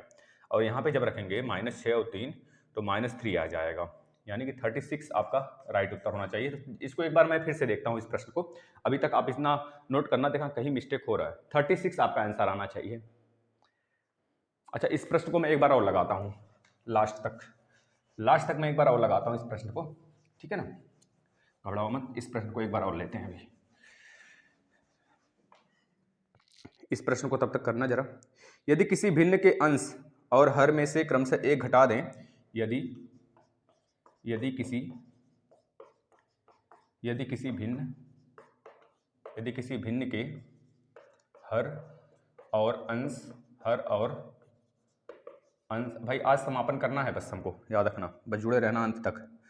देखो, चाहे कैमरा डिस्चार्ज हो, चाहे हाथ दर्द करे मेरा, चाहे शोल्डर दर्द करे, कोई दिक्कत नहीं, बस आप अंत तक जुड़े रहो, आपको तो बैठ के देखना है। यदि किसी भिन्न के अंश और हर में से क्रमशः भाई जब मेरा पेपर नहीं है, मैं आपके लिए मेहनत कर सकता हूं, तो आप अपने लिए खुद के लिए मेहनत क्यों नहीं कर सकते, है ना। किसी बच्चे का प्रश्न भी है, जैसे क्या नाम था उनका, किसी ने प्रश्न भी भेजा है, उसको भी मैं अंत तक सॉल्व कराऊंगा। यदि किसी भिन्न के हर और अंश में से क्रमशः एक घटा दें, तो नई भिन्न का मान 1/5 हो जाता है। तो नई भिन्न का मान 1/5 हो जाता है। उस वाले प्रश्न को भी हम कराएंगे। 1/5 हो जाता है। यदि उसके अंश और हर में क्रमशः एक जोड़ दें, तो जो भिन्न है 1/3 हो जाता है। यदि उसके अंश और हर में एक जोड़ दें, तो जो भिन्न है ना, तो भिन्न 1/3 हो जाता है। 1/3 हो जाता। यह यूपी टेट का भी प्रश्न है भाई, ये यूपी टेट का भी प्रश्न है। तो भिन्न बता दो, वही भिन्न आपसे पूछ रहा है, भिन्न क्या होगा। चलो सॉल्व करो, भिन्न बताओ फटाफट। आ जाते हैं नेक्स्ट प्रश्न पे। हाँ भाई देखना, आयु वाले से भी 1-2 प्रश्न हो सकता है आ जाए आपको, आप में तो उसको निपटा देना ऐसे ही। चलो आ जाते हैं इसमें। 5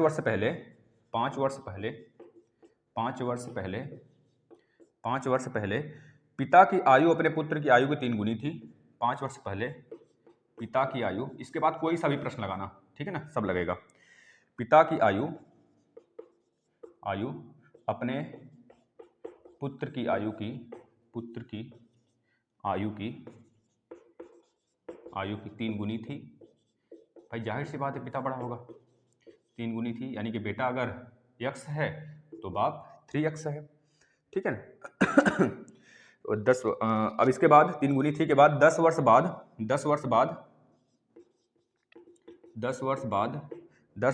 पिता की आयु पुत्र की आयु की 2 गुनी हो जाएगी। 10 वर्ष बाद पिता की आयु भाई बेटा की आयु थोड़े 2 गुना होगा, जब भी बढ़ेगा तो बाप ही बढ़ेगा, बाप का ही 2 गुना होगा। तो 10 वर्ष बाद पिता की आयु पुत्र की आयु का 2 गुना होगा। 2 गुना होगा। पिता और पुत्र की आयु बता दो, दोनों का, यानी कि फादर का भी और सन का भी, दोनों का एज बताना है। बता दो फटाफट। देखो इन दोनों प्रश्नों को करते हैं। यदि किसी भिन्न के हर और अंश में से क्रमशः एक घटा दे, मैंने माना वह भिन्न क्या है, x/y है, यह हमने भिन्न मान लिया, यह आपने भिन्न मान लिया, माना भिन्न x/y है। तो पहले कंडीशन में क्या बोल रहा है, 1 घटाने को, तो x में से 1 माइनस कर लीजिए और y में से भी 1 माइनस कर लीजिए, तो क्या हो जाएगा, भिन्न 1/5 हो जाएगा। इसको पहले सॉल्व कर लेना, तो 5 का तिर्यक गुणा कर लेना ऐसे, तो 5 इधर आएगा और y वाला इधर जाएगा, तो 5x और 5 का -1 में तो -5, 1 का y में तो y -1, ठीक है ना। अब देखना 5x इधर है, इधर -5 है, y को इधर कर लो पहले, 5x - y, इस -5 को उधर करेंगे तो +5 होगा, +5 में से -1 जाएगा तो +4, समीकरण नंबर 1। हम बोला यदि उसी जो भिन्न है, नई भिन्न क्या मान 1/5 जाएगा, यदि उसके अंश और हर में एक जोड़ दें तो 1/3 हो जाता है। अब बोल रहा है ना, अगर उसके जो x और x+1 कर लें और ऊपर नीचे दोनों में +1 जोड़ लें तो भिन्न हो जाता है 1/3। जब 1/3 हो जाता है तो इसको सॉल्व करना जरा, 3 का गुणा इधर कराओ, इस पूरे का उधर कराओ, तो इधर हो जाएगा 3x और प्लस के 3, is equal to y plus का 1। इसको सॉल्व करेंगे तो वाई को उधर भेजिए, 3x माइनस वाई, 3 इधर जाएगा तो माइनस का 2 हो जाएगा भाई, 3 इधर आया -3 प्लस 1 है तो -2, समीकरण नंबर 2। अब समीकरण 1 और 2 को देख रहे हैं, इसमें y समान है, y को बराबर मतलब बराबर दर्जा मिला गया है, उसमें -y इसमें भी -y, तो दोनों में से आप क्या करोगे, दोनों को ऐड कर लो, सॉरी दोनों को माइनस करा लो, जब बराबर होते हैं तो माइनस करा लिया जाता है। तो समीकरण 1 माइनस समीकरण 2, समीकरण 1 माइनस समीकरण 2 यानी कि 5x माइनस वाई बराबर 4, इसको कर लेंगे 3x माइनस वाई बराबर -2, तो यह प्लस कर लो, यह प्लस, यह माइनस कर लो, यह प्लस कर लो, यह दोनों कैंसिल, 5 में से 3 गया, 2x, 4 और 2 कितना हो गया, 6 हो गया, यानी कि यहाँ से x की वैल्यू कितनी आ गई, 2 3 6, 3 आ गया। x की वैल्यू जब 3 है तो किसी भी इक्वेशन में रख लीजिए, चाहे इसमें चाहे इसमें, तो हम इसमें रख लेते हैं। x की वैल्यू जब इसमें रखते हैं 3 3 9 माइनस वाई बराबर -2, माइनस वाई बराबर 9 इधर जाएगा तो माइनस का 9 -2 -11, यानी कि y की वैल्यू 11 आ गया। तो हमारा जो हमारा जो भिन्न है ना वो x बटे वाई था, तो यानी कितना हो जाएगा, 3 बटे 11, ये आपका उत्तर होगा, ठीक है ना। चलिए नेक्स्ट प्रश्न को देखते हैं। आप लोग साथ साथ में किया करो थोड़ा सा, अभी लग रहा है बहुत स्लो चल रहे हैं ना, क्योंकि क्वेश्चन थोड़ा समझाने वाला है। तो देखिए इसको देखिए, 5 वर्ष पहले पिता की आयु 5 वर्ष पहले पिता की आयु अपने पुत्र की आयु की 3 गुनी थी। 5 वर्ष पहले पिता की आयु अपने पुत्र की आयु की 3 गुनी थी। 5 वर्ष पहले की बात कर रहा है, यानी कि पहले लिख लो आप यहाँ पे, 5 वर्ष पहले की बात कर रहा है। जब 5 वर्ष पहले की बात कर रहा है, अगर मैं वर्तमान में आऊँगा, वर्तमान में आ जाओ, वर्तमान में अगर आओगे आप, मैं तो पहले लिख ही लो। अगर पहले की बात करता है, पहले क्या बोल रहा है, जो पिता की आयु है फादर, और जो पुत्र की आयु है सन, सन लिख दिया हमने। जो पिता की आयु है वो क्या है, 3 गुनी थी। तो अगर सन की आयु x है तो पिता की आयु 3x होगा, पहले 5 वर्ष पहले। तो 5 अगर दोनों में 5 5 जोड़ दिया जाए तो प्रेजेंट एज में आ जाएगा भाई, प्रेजेंट एज में आएगा ना। अगर 5 5 आप दोनों में जोड़ देते हो तो आप क्या करोगे, यहाँ पे प्रेजेंट यानी कि वर्तमान में आ जाओ, वर्तमान में आ जाओ। वर्तमान में आने का मतलब है जो फादर का एज है उसमें 3x + 5 हो जाएगा, और सन के एज में भी x + 5 हो जाएगा। यह वर्तमान आ गया भाई, यह s नहीं है, 5 है, यहाँ पे s है, सन लिख लो, SO लिख लो, ठीक है ना। यह हो गया, बताओ यह इतनी क्लियर है बात। अब आगे बोला 10 वर्ष बाद पिता की आयु पुत्र की आयु की 2 गुनी होगा, यानी यह बोला है जो वर्तमान एज से ही तो कंपेयर किया जाएगा, किसी भी चीज का, पास्ट का, फ्यूचर का, दोनों वर्तमान से ही कंपेयर करेंगे। 10 वर्ष बाद पिता की आयु पुत्र की आयु का 2 गुना होगा। जाहिर सी बात है, पिता की आयु जब 2 गुना होगा तो पुत्र की आयु में 2 का गुणा करके उसके बराबर करना पड़ेगा हमें। भाई हम बोल दें हमारा एज अपने पिता की आयु का लगभग 1.5 गुना कम है, लगभग 1.5 गुना, लगभग क्या बराबर है, 1.5 गुना कम है। तो हमने क्या किया, हमारे में 1.5 गुना से मल्टीप्लाई होगा तब तो पिता के एज के बराबर होगा। ये चीजें थोड़ा दिमाग में रखना पड़ेगा। तो दोनों में 10 10 जोड़ दो भाई, 10 वर्ष बाद की बात किया है तो फादर के एज में 3x + 5 तो पहले से था, और +10 आपने जोड़ दिया, इधर कर लो। सन के एज में x + 5 पहले से था, 10 जोड़ दो, 10 वर्ष बाद हो गया। तो पुत्र की आयु का 2 गुना होगा, तो पुत्र की आयु का यह 2 गुना होगा, तो यानी कि इसमें 2 का हमको गुणा करना पड़ेगा, इस वाले में, पुत्र वाले में। अब बराबर होगा मामला, समझ में आया ना। चलो ठीक है ना। अब 10 वर्ष पिता की आयु पुत्र की आयु का 2 गुना होगा, ठीक है, अब बराबर होगा मामला। अब देखो यहाँ पे 3x प्लस में 5 मतलब प्लस में 15 हो गया, प्लस में 15 इज इक्वल टू 2x यहाँ पे 10 × 5 = 50 गुना, सॉरी 15 दूनी 30, क्या माइंड में आ जाता है, 30, 10 5 15, 15 दूना 30। अब इस 15 को इधर करो, 2x को इधर करो, तो बचेगा 3x - 2x = 15। भाई 30 - 15 होगा तो 15 बचेगा, x बराबर 15। जब x बराबर 15 आ गया तो हमारा सोल्यूशन हो गया भाई। तो प्रेजेंट एज निकालना है दोनों का, तो फादर का प्रेजेंट एज 15 × 3 = 45 और 5 = 50, ये हो गया इसका पिता का। और पुत्र का कितना होगा, 15 और 5 20, 20 हो गया। अब आप देख सकते हो 20 से सॉरी 15 × 3 = 45, 45 और 5 कितना हो गया, सही है ना भाई। 3x - 2x = 15, तो यहाँ हमने कर दिया, वर्तमान में आया, ठीक है भाई, सही है। अब यहाँ पे रख के देखना जरा था, कुछ आ रहा है यहाँ पे, तो सही है, यहाँ पे 20 वर्तमान है, बेटा का है, और फादर का 50 है। अगर यहाँ पे पहले का एज अगर पूछा होता तो हम क्या कर देते, 3 का गुणा 15 में करते, 15 × 3 = 45, और 15 × 45 और पुत्र का आता 15, तो बताओ 15 से 3 गुना है ना। तो ये चीजें दिमाग में रख लेना है, पिता का वर्तमान एज 50 और पुत्र का 20। चलो आ जाओ नेक्स्ट प्रश्न पे।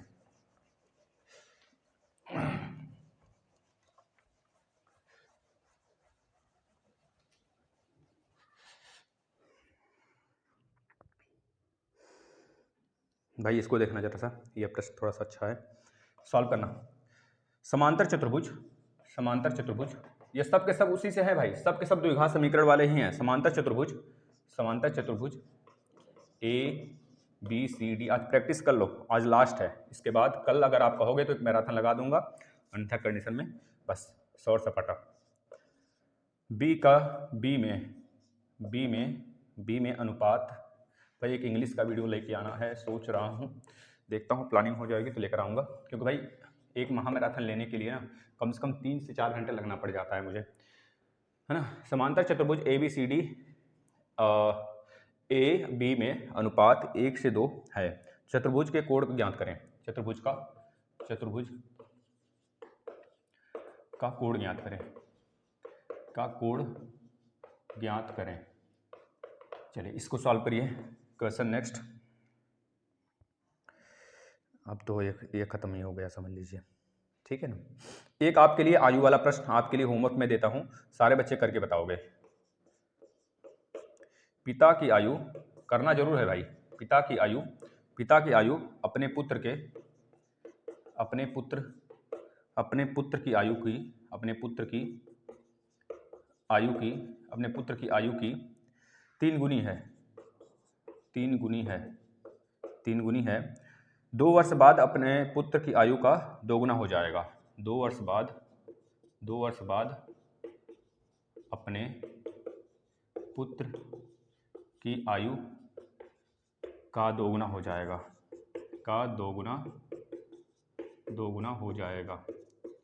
हो जाएगा। दोनों की वर्तमान आयु बता दो, फादर के भी और सन का भी वर्तमान आयु बता दो, सन और फादर का वर्तमान आयु बता दो, ठीक है। ये चीजें ध्यान में रख लेना है कि हमें 2 से जो लास्ट में गुणा करने के लिए बोलता है ना, वो हम फादर वाले में नहीं करेंगे गुणा, फादर वाला तो ऑलरेडी 2 गुना है ही, तो भाई पुत्र में करोगे तब तो बराबर आएगा। अगर आपको बोला गया पुत्र की आयु 2 साल बाद पिता की उम्र का दोगुना, मतलब जो पिता का उम्र है 2 साल बाद पुत्र की उम्र से दोगुना है, तो जाहिर सी बात है हमें बराबर करने के लिए दोनों को पुत्र की आयु में 2 से गुणा करना पड़ेगा। ये चीज़ दिमाग में रख लेना, बच्चे फादर वाले में कर देते हैं, इस वजह से मिस्टेक्स हो जाता है और शायद वो प्रश्न से डरने लगते हैं, तो थोड़ा सा ध्यान से करेंगे, हो जाएगा, ठीक है ना। चलिए भाई, यह समलंब चतुर्भुज का खेल आप शुरू होगा, इसको हम लोग सॉल्व कर लेते हैं। पहले ये आपके लिए होमवर्क है। समांतर चतुर्भुज ए बी सी डी, कोण ए कोण बी में अनुपात 1/2 का 1/2 का है, चतुर्भुज का कोण ज्ञात करें। भाई समांतर चतुर्भुज है, समांतर चतुर्भुज में आपको पता होगा ये भी तो एक समांतर चतुर्भुज ही है, ये भी तो समांतर चतुर्भुज ही है आपका, ये भी तो समांतर चतुर्भुज है भाई, इसके सामने वाला भुजा बराबर होना चाहिए, है ना, ये समांतर चतुर्भुज हो गया। बोला ए बी सी डी में कोण ए कोण बी में अनुपात दिया है, कोण ए, ये मान लेते हैं कोण ए है, ये मान लेते हैं कोण बी है, ये मान लो कोण बी है, ठीक है, ऐसे मान लिया हमने। कोण ए और कोण बी का अनुपात दिया है, कोण ए बटे कोण बी का अनुपात दिया है गया है कितना भाई, 1/2 का दिया गया है, 1/2 का दिया गया। चतुर्भुज के कोण ज्ञात करें। भाई आप समझ सकते हो, अगर यह हमारा समांतर चतुर्भुज है और यह कोण ए और कोण बी का अनुपात दिया गया है, तो दोनों का मिलाकर कितना आना चाहिए, ए बी सी डी, तो समांतर चतुर्भुज है तो जाहिर सी बात है 180 ही होना चाहिए, और इन दोनों का मिला के 180 होना चाहिए, और यहाँ पे देखेंगे तो दोनों का अनुपात इतना है, तो हम यहाँ पर देख लेंगे यह x होगा और यह 2x हो जाएगा, और दोनों का योग कितना होता है, कोण ए प्लस कोण बी का 180 होता है। भाई 360 डिग्री का कोण बनता है। अगर मैं मान लेता हूँ, इसको हटा दे, अगर b यहाँ पर है, क्योंकि ऐसे ही बनेगा, ए बी सी डी बोला है ना, ए बी सी डी, तो c यहाँ पर होगा, d यहाँ पर होगा, तो जाहिर सी बात है इसका और इसका मिलाकर कुछ भी कर लो, इस प्रकार से है कि नहीं हमें नहीं पता। समांतर चतुर्भुज आपका यह भी तो हो सकता है भाई, समांतर यह भी तो हो सकता है, समांतर यह भी तो हो सकता है, यह भी तो हो सकता है यह दोनों कोण बराबर हो जाए 180, तो कुछ भी हो सकता है, लेकिन यह संलग्न वाला जो होता है ना, ये 180 ही देगा हमें। अगर ऐसे बना है तो, अगर ऐसे बनेगा तब भी 90 180 ही तो होगा, तो बराबर हो जाएगा उस कंडीशन में। उस कंडीशन में बराबर का मतलब कि यह दोनों हमें बराबर देखने को मिल सकते हैं। हो सकता है 60 हो या 30 हो, वही आने वाला भी है, देखना जरा। तो यहाँ पे x और 2x लिख लो, 2x और x बराबर 180, ठीक है, मतलब 60 180 नहीं, मतलब कि कुछ और ज़्यादा 90 है तो लगभग 120 एक आ सकता है, 60 भी आ सकता है ऐसे।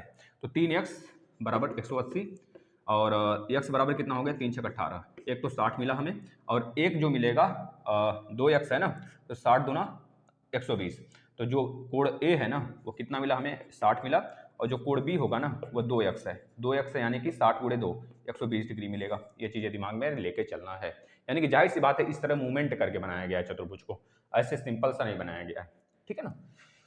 तो एक 120 होगा और दूसरा वाला 60 होगा, ये चीजें दिमाग में रखनी है। चलिए इस वाले को होमवर्क। अब हम आ जाते हैं समलंब चतुर्भुज पे। पहले समलंब चतुर्भुज होता क्या है आप सभी को समझा देता हूं, और आप सभी से रिक्वेस्ट, देखिए भाई आज ये लास्ट है, मतलब आज द एंड हो जाएगा पूरा का पूरा, है ना। इसके बाद हम लोग कहोगे तो एक मैराथन लगा देंगे बच्चों का। पहले मैं एक बच्ची का कमेंट हुआ था, ले लेता हूँ, नहीं तो भाई छूट जाएगा। क्या नाम था उसका, तो नाम ही भूल गया मैं, टेलीग्राम पे करी थी। बच्ची क्या मतलब बहन जी हैं, बच्ची का मतलब जैसे कि हम यहाँ पे ये समझ लो कि भाई बूढ़े बुजुर्ग हैं हम, 60-70 साल के हैं, ये मत समझ लो भाई। अगर हो गए भी तो क्या ही आपसे, आपको पढ़ने से मतलब होना चाहिए बस। चलो देखो जरा सा इसको, 2 अंकों के, देखो सभी सारे बच्चे करेंगे, ये प्रश्न कराया गया था लेकिन फिर भी ये नहीं कर पाई। 2 अंकों की एक संख्या का योग 12 है। 2 अंकों की एक संख्या का योग 12 है। 2 अंकों की एक संख्या है जिसका योग 12 है। यदि उस संख्या में से 36 घटा दिया जाता है, यदि उस संख्या में से 36 घटा दिया जाता है, 36 घटा दिया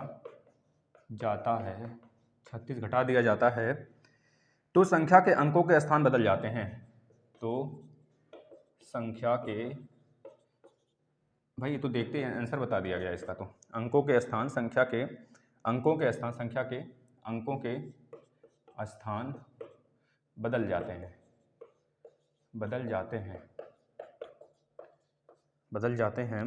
संख्या ज्ञात करो।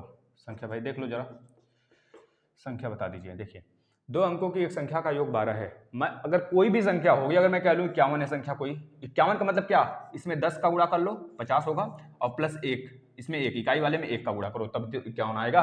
मैं कह लूँ वो संख्या 21 है, 21 का मतलब 2 में दहाई वाले में 10 का गुणा किया गया है और इकाई वाले में 1 का गुणा किया गया, मतलब ये संख्या कैसी रही होगी, 2 गुणे 10 प्लस में 1 रही होगी, यही तो रहा होगा। तो आप कोई भी संख्या ले लेते हैं क्योंकि वो संख्या हमें नहीं पता है। देखिए अगर यह यूपीटेट में आता तो इसको डायरेक्ट देखते ही आंसर आप लगा देते हैं, केवल ऑप्शन से भी आप इसको कर सकते थे। तो आप यहाँ क्या करोगे, मान लोगे भैया एक्स वाई एक कोई संख्या है, तो बोला जा रहा है 2 अंकों की संख्या का योग 12 है। संख्या का योग मतलब इन दोनों को नंबर को अगर हम जोड़ देना तो 12 आ जाता है। जाहिर सी बात है चाहे हमारा 63 आएगा चाहे हमारा 36 आएगा, इसी दोनों में से हो सकता है हमको देखने को मिल जाए। अब देखना x प्लस वाई बराबर 12, समीकरण नंबर 1 हो गया। अब बोला यदि उस संख्या में से 36 घटा दें, मतलब किस संख्या में से, इस संख्या में से, हमने बताया इसमें 10 का गुणा करोगे तो 10x और यह प्लस वाई, तो बताओ कोई चेंजेस हुआ भाई, यह 10 × 50 प्लस 1 51, हो सकता है 51 हमारी संख्या हो, लेकिन अभी फिलहाल में यह 10x प्लस वाई में से अगर हम 36 माइनस कर देते हैं, जाहिर सी बात है देखो 63 में से अगर 36 माइनस कर दोगे ना, 13 में से 6 जाएगा तो कितना बचेगा, 13 में से 6 जाएगा तो 4 3 7, भाई हो सकता है कुछ दूसरा आ जाए, देख लो पहले 10x प्लस वाई बराबर -36। तो बताओ कह रहा है कि वो संख्या पलट जाती है, मतलब कि वाई एक्स हो जाती है। जैसे ही 10x प्लस वाई में से हमने 36 माइनस किया तो संख्या पलट गई, यानी क्या बन गया, वाई एक्स बन गया। अब इस बार 10y प्लस एक्स हो जाएगा, 10y प्लस एक्स हो जाएगा। अब इसको सॉल्व करो पहले, तो इस 10y को जब आप इधर लेकर आओगे और x को इधर लेकर आओगे तो 9x मिलेगा, 10y को इधर लेकर आओगे तो -9y देखने को मिलेगा, बराबर 36 उधर ले जाओगे तो 36 देखने को मिलेगा। 9 दोनों में से कॉमन कर लेंगे तो x माइनस वाई बराबर 9 चौका 36, 36 बटा 9 करेंगे तो 4 आएगा। समीकरण नंबर 2 मान लीजिए, ठीक। अब देखिए इसमें x प्लस वाई बराबर 12 है, इसमें x माइनस वाई बराबर 4 है, तो दोनों को जोड़ लीजिए, क्योंकि इसमें घटाने का कोई मतलब नहीं निकलने वाला है, क्योंकि यह दोनों साइन चेंज है तो काट सकते हैं। समीकरण 1 प्लस समीकरण 2 कर लीजिए, तो x plus y is equal to 12, तो x माइनस वाई बराबर भी क्या होगा, 4 होगा। दोनों को जोड़ेंगे ये दोनों कैंसिल होगा, 2x बराबर 12 और 4 16 आ गया, 16 आ गया, 2 8 16 तो 8 आ गया। यानी x की वैल्यू, भाई देख लो गलती हम जा रहे थे, x बराबर 8 आ गया, x की वैल्यू 8 आ गई। अब जब x की वैल्यू 8 आ गया तो किसी एक इक्वेशन में रख दो x की वैल्यू, इसमें रख देते हैं, इसमें चलो किसी में रख दो भाई, इसमें रख देते हैं क्योंकि माइनस डायरेक्ट हो जाएगा। तो y की वैल्यू कितनी आ जाएगी भाई, 8 माइनस होगा 12 में से तो 4 आएगा। अब आप देख लो, अगर आपने पहला x माना है दहाई का अंक तो 84 पहले रहा होगा, अब इसको पलटोगे तो अगर 36 इसमें से माइनस करोगे तो 48 मिलना चाहिए। देखो हमारा सही है कि नहीं, 36 में से माइनस को 14 माइनस 6 8 हो गया, और यहाँ बचा 7 में से 3 गया 4, तो आपका उत्तर सही है, सही है ना भाई, आपका है 84, 84 में से 36 माइनस किया तो 48 मिला। इस तरह से आप अपने उत्तर की जांच भी कर लिए, तो राइट उत्तर आपका ऐसे लगेगा। ठीक है भाई, जो पूछा था बच्चा वो देख ले। अब हम लोग समलंब पे आ जाते हैं। ठीक है, समलंब मतलब कि ट्रेपोजियम आपने सुना होगा, जिसके दो पैरेलल साइड होते हैं और एक देखिए बहुत ज्यादा हार्ड नहीं दिया गया है डीएलएड में, ना ही आपके यूपी टेट में पूछेगा हार्ड इतना ज्यादा, ना ही सुपर टेट में पूछेगा, इससे हार्ड आता ही नहीं है भाई। मेंसुरेशन वाले जितने भी टॉपिक होते हैं ना, इससे हार्ड प्रश्न आता ही नहीं है। मतलब कि बस डायरेक्ट इस पे आपका फार्मूला बेस होता है, प्रश्न फार्मूला बेस होता है, उसको आप देखते चलते हो। भाई आप सभी लोग को अब डरना नहीं है, एक वीडियो आया था सुबह सुबह, उसको जरूर देख लेना, मैथ का मसला सॉल्व हो जाएगा पूरा का पूरा। जो कह रहे हैं ना बहुत डर लग रहा है, तो बिल्कुल भी डरने की आवश्यकता नहीं है। चलो समलंब पे आ जाते हैं, समलंब का क्वेश्चन कुछ खोल लेते हैं, फिर इस क्वेश्चन के माध्यम से समझाते हैं, ठीक है ना। चलो आ जाओ, पहले कुछ क्वेश्चन लिख लो। समलंब, पहला क्वेश्चन देखना, समलंब समलंब समलंब की समांतर भुजाएं, एक आ सकता है इसमें से प्रश्न, समलंब की समांतर भुजाएं, समलंब की समांतर भुजाएं, समलंब की समांतर भुजाएं, समलंब की समांतर भुजाएं। भाई जो हमने एक छोड़ा था वह क्या बोलते हैं, माध्य माध्यिका बहुलक, उसको जरूर करके जाना। जो हमने तो केवल एक तरह से पैटर्न वाला बता दिया था आपको, जो एक तरह से बारंबारता वाला था, लेकिन और जो बचा हुआ है सिंपल सा उसको जरूर कर लेना, क्योंकि जब हमने प्रीवियस ईयर पेपर करा रहे थे, उसमें सब में एक न एक आया हुआ है, तो उसको जरूर करके जाना मेरे लाल, नहीं तो 1 नंबर आप छोड़ के आओगे, एक क्या 2, बड़े में आ गया तो 3 नंबर भी छोड़ के आ सकते हो, तो थोड़ा ध्यान से उसको कर लीजिएगा। समलंब की समांतर भुजाएं 15 मीटर है, 15 मीटर समांतर भुजाएं 15 मीटर और 15 मीटर 8 मीटर है, तो उनके बीच की दूरी, और उनके बीच की दूरी कितनी है, और उनके बीच की दूरी 12 मीटर है, 12 मीटर है, 12 मीटर है, तो क्षेत्रफल बता दो भाई, क्षेत्रफल बता दो समलंब का। दूसरा देखना प्रश्न, ऊंचाई 3 सेंटीमीटर वाले एक समलंब का क्षेत्रफल, ऊंचाई 3 सेंटीमीटर वाले, भाई जितने बच्चों का पेपर हो जाएगा, जितने बच्चों का पेपर हो जाएगा, वह टेलीग्राम से जुड़े हो हमसे, चाहे वह व्हाट्सएप से जुड़े हो हमसे, वो अपना पेपर जरूर सेंड करेंगे, उनसे रिक्वेस्ट है। ऊंचाई 3 सेंटीमीटर वाले एक समलंब का क्षेत्रफल वाले एक समलंब का क्षेत्रफल, समलंब का क्षेत्रफल, समलंब का क्षेत्रफल 12 सेंटीमीटर स्क्वायर है, 12 सेंटीमीटर स्क्वायर है। यदि समांतर भुजाओं में से एक 3 सेंटीमीटर हो, यदि समांतर भुजाओं में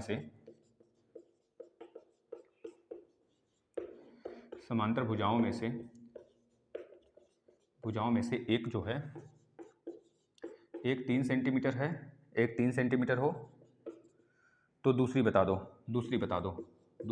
देखो जरा सा इन दोनों प्रश्न को देख लेते हैं, अब इसके बाद मसला सॉल्व, इससे कोई भी प्रश्न आए आप सॉल्व कर लोगे, बस ये दोनों याद रख लेना। ऐसे प्रश्न आते हैं, कभी आपको ऊंचाई दे देगा, कभी आपको क्षेत्रफल दे देगा, कभी एक भुजा दे देगा, ऐसे कुछ करके देगा। तो फार्मूला क्या होता है, समलंब चतुर्भुज देख लो ऐसे बनता है, जो गाड़ी बनती है ना, गाड़ी एक ऐसे कह लो, और कभी कभी ऐसे आ जाता है, तो गाड़ी ऐसे भी बनता है, दोनों तरीके से, दोनों समलंब ही हैं, याद रख लेना। ये भाई पैरेलल साइड है दोनों के, भले बराबर नहीं लेकिन पैरेलल साइड समांतर, कहीं विच्छेद नहीं करेंगे अपने आप को, मतलब प्रतिच्छेद, विच्छेद नहीं, प्रतिच्छेद कभी नहीं करेंगे।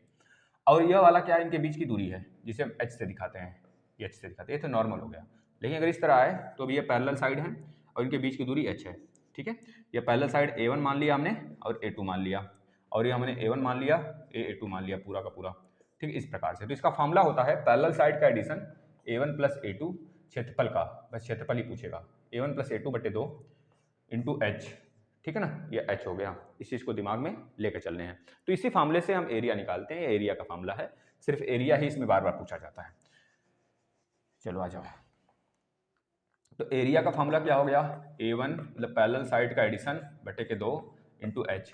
पहला वाला पूछा गया समलंब की समांतर भुजाएं 15 मीटर 8 मीटर हैं, तो 15 मीटर और प्लस 8 मीटर बटे 2, और हाइट कितना है, हाइट 12 मीटर है, तो 2 छक्का 12 काट लीजिए, और 15 प्लस 8, 15 5 20 3 23 गुणा 6 कर लीजिए, 36 18 को 8, 6 दूनी 12 1 13 मीटर स्क्वायर, ये आपका उत्तर होगा। 36 18 को 8 कैरी 1 और 6 दूनी 12 1 13 मीटर स्क्वायर। ठीक है, दूसरा वाला देखिए, दूसरा वाले में क्या बोल रहा है कि ऊंचाई 3 सेंटीमीटर वाले एक समलंब का क्षेत्रफल 12 सेंटीमीटर स्क्वायर, इस बार क्षेत्रफल दे दिया आपका, इस बार क्या किया, क्षेत्रफल दे दिया। भाई आप लोग देखते चलो, कमेंट मत करिए, बस आप उत्तर कर सकते हो कमेंट में, करते रहो। आज रात में लाइव भी आएंगे हम, करीब 8 बजे शेड्यूल किए हैं, आप देख सकते हो। उसमें सारे बच्चों का डाउट लेंगे, बहुत सारी चीज़ें भी बताएंगे आप सभी को, क्योंकि एग्जाम के देखिए अब मैथ खत्म हो गया। एक क्लास इंग्लिश का महामैराथन लेकर आएंगे, और चाहे जब आ जाएँ, पेपर से पहले पहले ही आ जाएगा, तो उसको आप जरूर देख लीजिएगा। और अगर कहेंगे तो एक महामैराथन मैं 2-3 घंटे का, 3 घंटे का मैथ का भी ले लूँगा भाई, क्योंकि लास्ट समय मैं जोर जितना लगा लूँ उतना ही आपके लिए फ़ायदा होगा। तो हमारे एफर्ट्स से क्या, बस मैं जितना दे रहा हूँ, अगर जितना अभी तक दे दिया हूँ बहुत सफिशियंट है भाई, पर्याप्त है। अगर उतना पढ़ के जाओगे तो यूपी टेट भी निकलेगा, बस ध्यान में रख लेना भाई। A1 और A2 आपको इस बार क्षेत्रफल दिया है 12 सेंटीमीटर स्क्वायर। 12 कितने बच्चे, सेंटीमीटर स्क्वायर और सेंटीमीटर, इसमें ध्यान देना। अगर मीटर में है तो उसको कन्वर्ट करना है पहले सेंटीमीटर में, एक राशि में होना चाहिए, ये चीज़ दिमाग में रख लेना। नहीं तो कहोगे 3 मीटर दिया था, 12 सेंटीमीटर स्क्वायर दिया था, आकर कहोगे मेरा सही मेरा सही, उछल कूद करोगे, बाहर आकर देखोगे मिलाओगे तो उत्तर गलत आ रहा है। तो ये चीज़ दिमाग में रख लेना थोड़ा। और जो सेंटीमीटर स्क्वायर है वो एरिया होता है, और यह भुजा होता है, इस चीज़ को भी ध्यान देना। तो एक भुजा को दिया है 3, और A2 हमको पता करना है, और दोनों के बीच की जो दूरी है वो h कितना दिया हमें, 3 सेंटीमीटर। भुजाओं में से एक 3 सेंटीमीटर है, कौन सा मतलब ऊंचाई दिया है 3, और एक भुजा भी दिया है 3, दोनों दिया है 3। तो एक ऊंचाई, हमको ऊंचाई 3 दिया, A2 पूछ रहा है, तो भैया 2 को इधर गुणा कर लो, 2 इधर आ जाएगा, या फिर 3 को भी इधर लेकर आओ, 2 को इधर लेकर आओगे, 2 इधर भाग कर रहा है तो इधर गुणा करेगा, 3 इधर गुणा कर रहा है तो इधर भाग करेगा, यानी कि 12 गुणे 2 बटे के 3, 3 चौके 12, 4 दूनी 8, 3 + A2। भाई हम सोचता हूँ एकदम बच्चों की तरह समझा दूँ, मतलब जिसको नहीं समझ में आता वो भी समझ ले। तो 4 में से 4 दूनी 8 हो गया, 4 दूनी 8, 8 में से 3 जाएगा तो बचेगा 5, यही होगा आपका A2, ठीक है ना, यही A2 होगा। बस अब हम आ जाते हैं वृत्त की तरफ। कुछ बताने जा रहा था यार,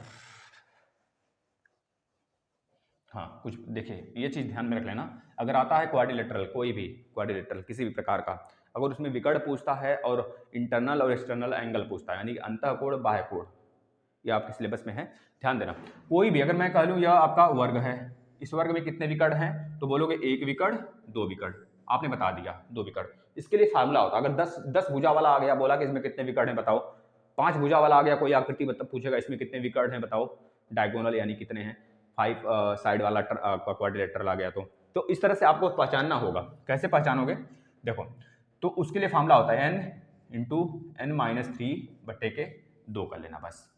यह होता है विकर्ण, यानी कि विकर्ण का फार्मूला, कितने विकर्ण हैं, कितने विकर्ण हैं आपके पैटर्न में, 4 भुजा का है, 10 भुजा का है, 100 भुजा का है, 400 भुजा का है, 800 भुजा का है, लाख भुजा का हो, तो इसमें आप रख देना, आ जाएगा। जैसे कि मैं इसको चेक कर लेता हूँ मेरा सही है कि नहीं, 4 भुजा है इसमें, तो n की वैल्यू 4 रख लो, 4 3/2, 2 दूनी 4, 4 में से 3 गया 1, 1 का गुणा 2 में यानी कि 2। बताओ इसमें 2 ही विकर्ण है ना। फार्मूला में कभी कंफ्यूज होना तो नॉर्मल सा एक छोटू सा ये वाला लेकर अपने आप को संतुष्ट कर लेना, हाँ मेरा फार्मूला सही है, यानी कि जो भी 10 भुजा वाला पूछा उसमें कितने विकर्ण हैं तो उसको निकाल सकते हैं। अब बोल दिया 10 भुजा वाला कोई क्वाड्रिलेटरल है, बताओ इसमें कितने विकर्ण हैं, तो आप रखोगे n की वैल्यू 10, 10 में से 3 माइनस कर लोगे, बटे 2 कर लेना, 2 × 5 = 10 हो गया, 10 में से 3 गया 7 आ गया, 7 × 5 = 35। सोच लो, अब 35 तो बना के काउंट करोगे तब तक पूरा समय 1 घंटे चला जाएगा, इससे बढ़िया फार्मूला में रखोगे आंसर बताओगे। बताओ, ये हो गया। एक तो प्रश्न आपसे पूछ लेगा इंटरनल और एक्सटर्नल एंगल का, एक आध अगर आ गया बहक कर तो आपको करना है, क्योंकि थोड़े से हैं आपके सिलेबस में। देखना, अगर मान लीजिए कोई इस प्रकार का कोई भी आकृति बना हो, इसमें बोला कि इंटरनल और एक्सटर्नल एंगल बता दो, 4 भुजा, 10 भुजा, 20 भुजा, 40 भुजा, इसमें तो 360 बनेगा। 4 भुजा वाले में हमेशा पूरे टोटल इंटरनल एंगल 360 होते हैं।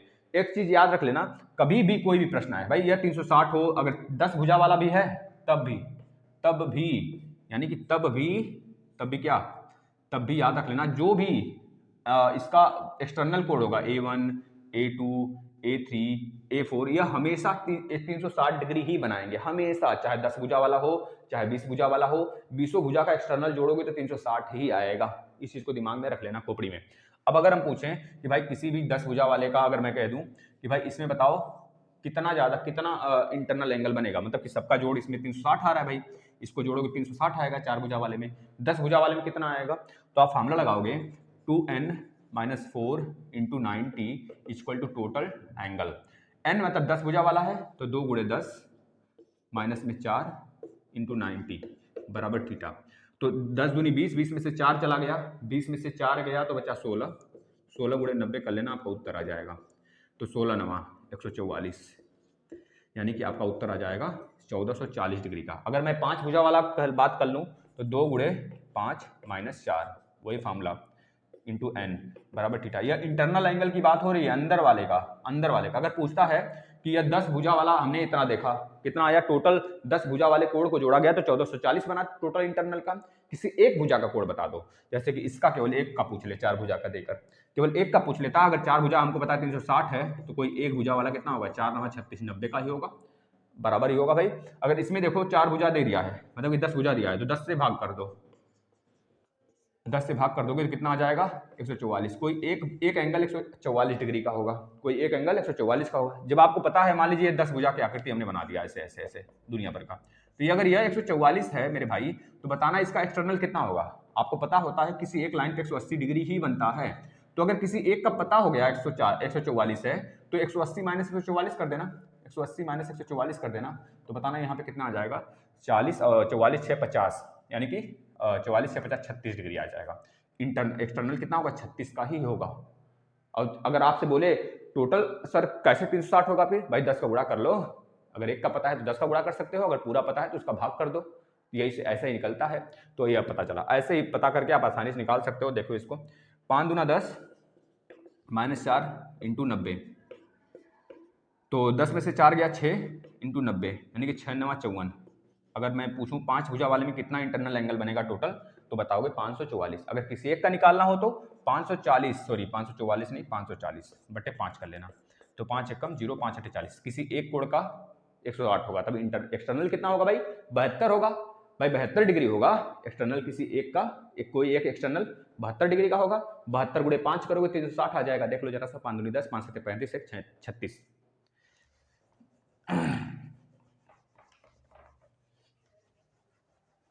अब आ जाओ अगले, अब सर्कल पे चलते हैं लास्ट, इसके बाद द एंड करते हैं सेशन का। सर्कल भाई, सर्कल मतलब कि इसमें सर्कल का बस नॉर्मल सा पूछ सकता है आपसे कि सर्कल के बिहेव के बारे में पूछ सकता है, और प्लस मतलब उसकी प्रॉपर्टी थोड़ी सी पूछ सकता है एक तो नंबर में, या फिर उसका एरिया पूछेगा भाई, एरिया पूछ लेगा। देखो प्रश्न बहुत नॉर्मल सा है, मैं प्रश्न लिखता हूँ आप उड़ा दोगे, देखना जरा सा।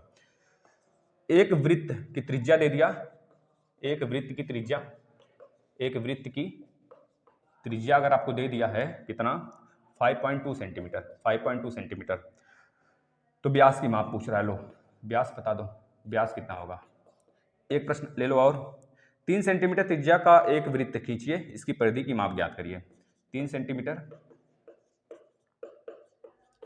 त्रिज्या का वृत्त खींचिए, वृत्त खींचे और वृत्त खींचिए, उसकी परिधि बता दीजिए भाई, परिधि बता दीजिए उसका कितना होगा भाई। देख लो ऐसे ही प्रश्न आएंगे, अब आप खुद देख, कराने लायक प्रश्न है। हाँ एक और प्रश्न है, ये थोड़ा अच्छा है। सम्मुख एक चित्र दिया गया है, एक चित्र बनाया गया इस प्रकार सा, ठीक है ना। इसमें अंदर की जो भुजा है, अंदर का जो सर्कल उसका 10 सेंटीमीटर रेडियस है, और दोनों के बीच का जो गैप है ना, वो दिया गया है 2 मीटर, 2 मीटर का। तो बोल रहा है कि इस वृत्त के वृत्ताकार मार्ग की बाहरी परिमाप ज्ञात करिए। यह वाला हमसे पूछ रहा है, ये वाला बताओ भाई। लो इसका एरिया बता दो, परिमाप बता दो, मतलब बाहर वाले वृत्त का परिमाप बताना है और बीच वाले का क्षेत्रफल बताना है। रास्ता, ये मान लो रास्ता है, तो रास्ते का क्षेत्रफल, यानी कि पथ का क्षेत्रफल बता दो। मान लो किसी का घर इस तरह गोलाकार है, बोल दिया उसके चारों तरफ वो बाड़ा बना रहा है, बाड़ा बना रहा है भाई, कोई आए जाए ना, या फिर उसको अच्छा लगे उसका घर देखने में, तो बताओ वो जो रास्ता बना है उसका एरिया बता दो। एक तो क्षेत्रफल पूछ लिया पथ का, और जो बड़ा वाला वृत्त है उसके चारों तरफ उसका हमको क्या पूछ लिया, परिधि पूछ लिया। बड़े वृत्त का परिधि बता दो, बस इतना प्रश्न कर लोगे तो हो गया सारा काम खेला। लेकिन इन सबसे करने से पहले मैं कुछ आपको वृत्त के बारे में बता देता हूँ लास्ट, इसके बाद खेला खत्म हो गया कि नहीं देख लेता हूँ थोड़ा सा भाई। और भी प्रश्न है वृत्त का भी मैं करा देता हूँ, ठीक है ना भाई। आप तो पहचान सकते हो कौन समलंब चतुर्भुज है, कौन समांतर चतुर्भुज है, प्रॉपर्टी सबकी पहचान सकते हो ना, बताओ सबकी प्रॉपर्टी तो पहचान सकते हो।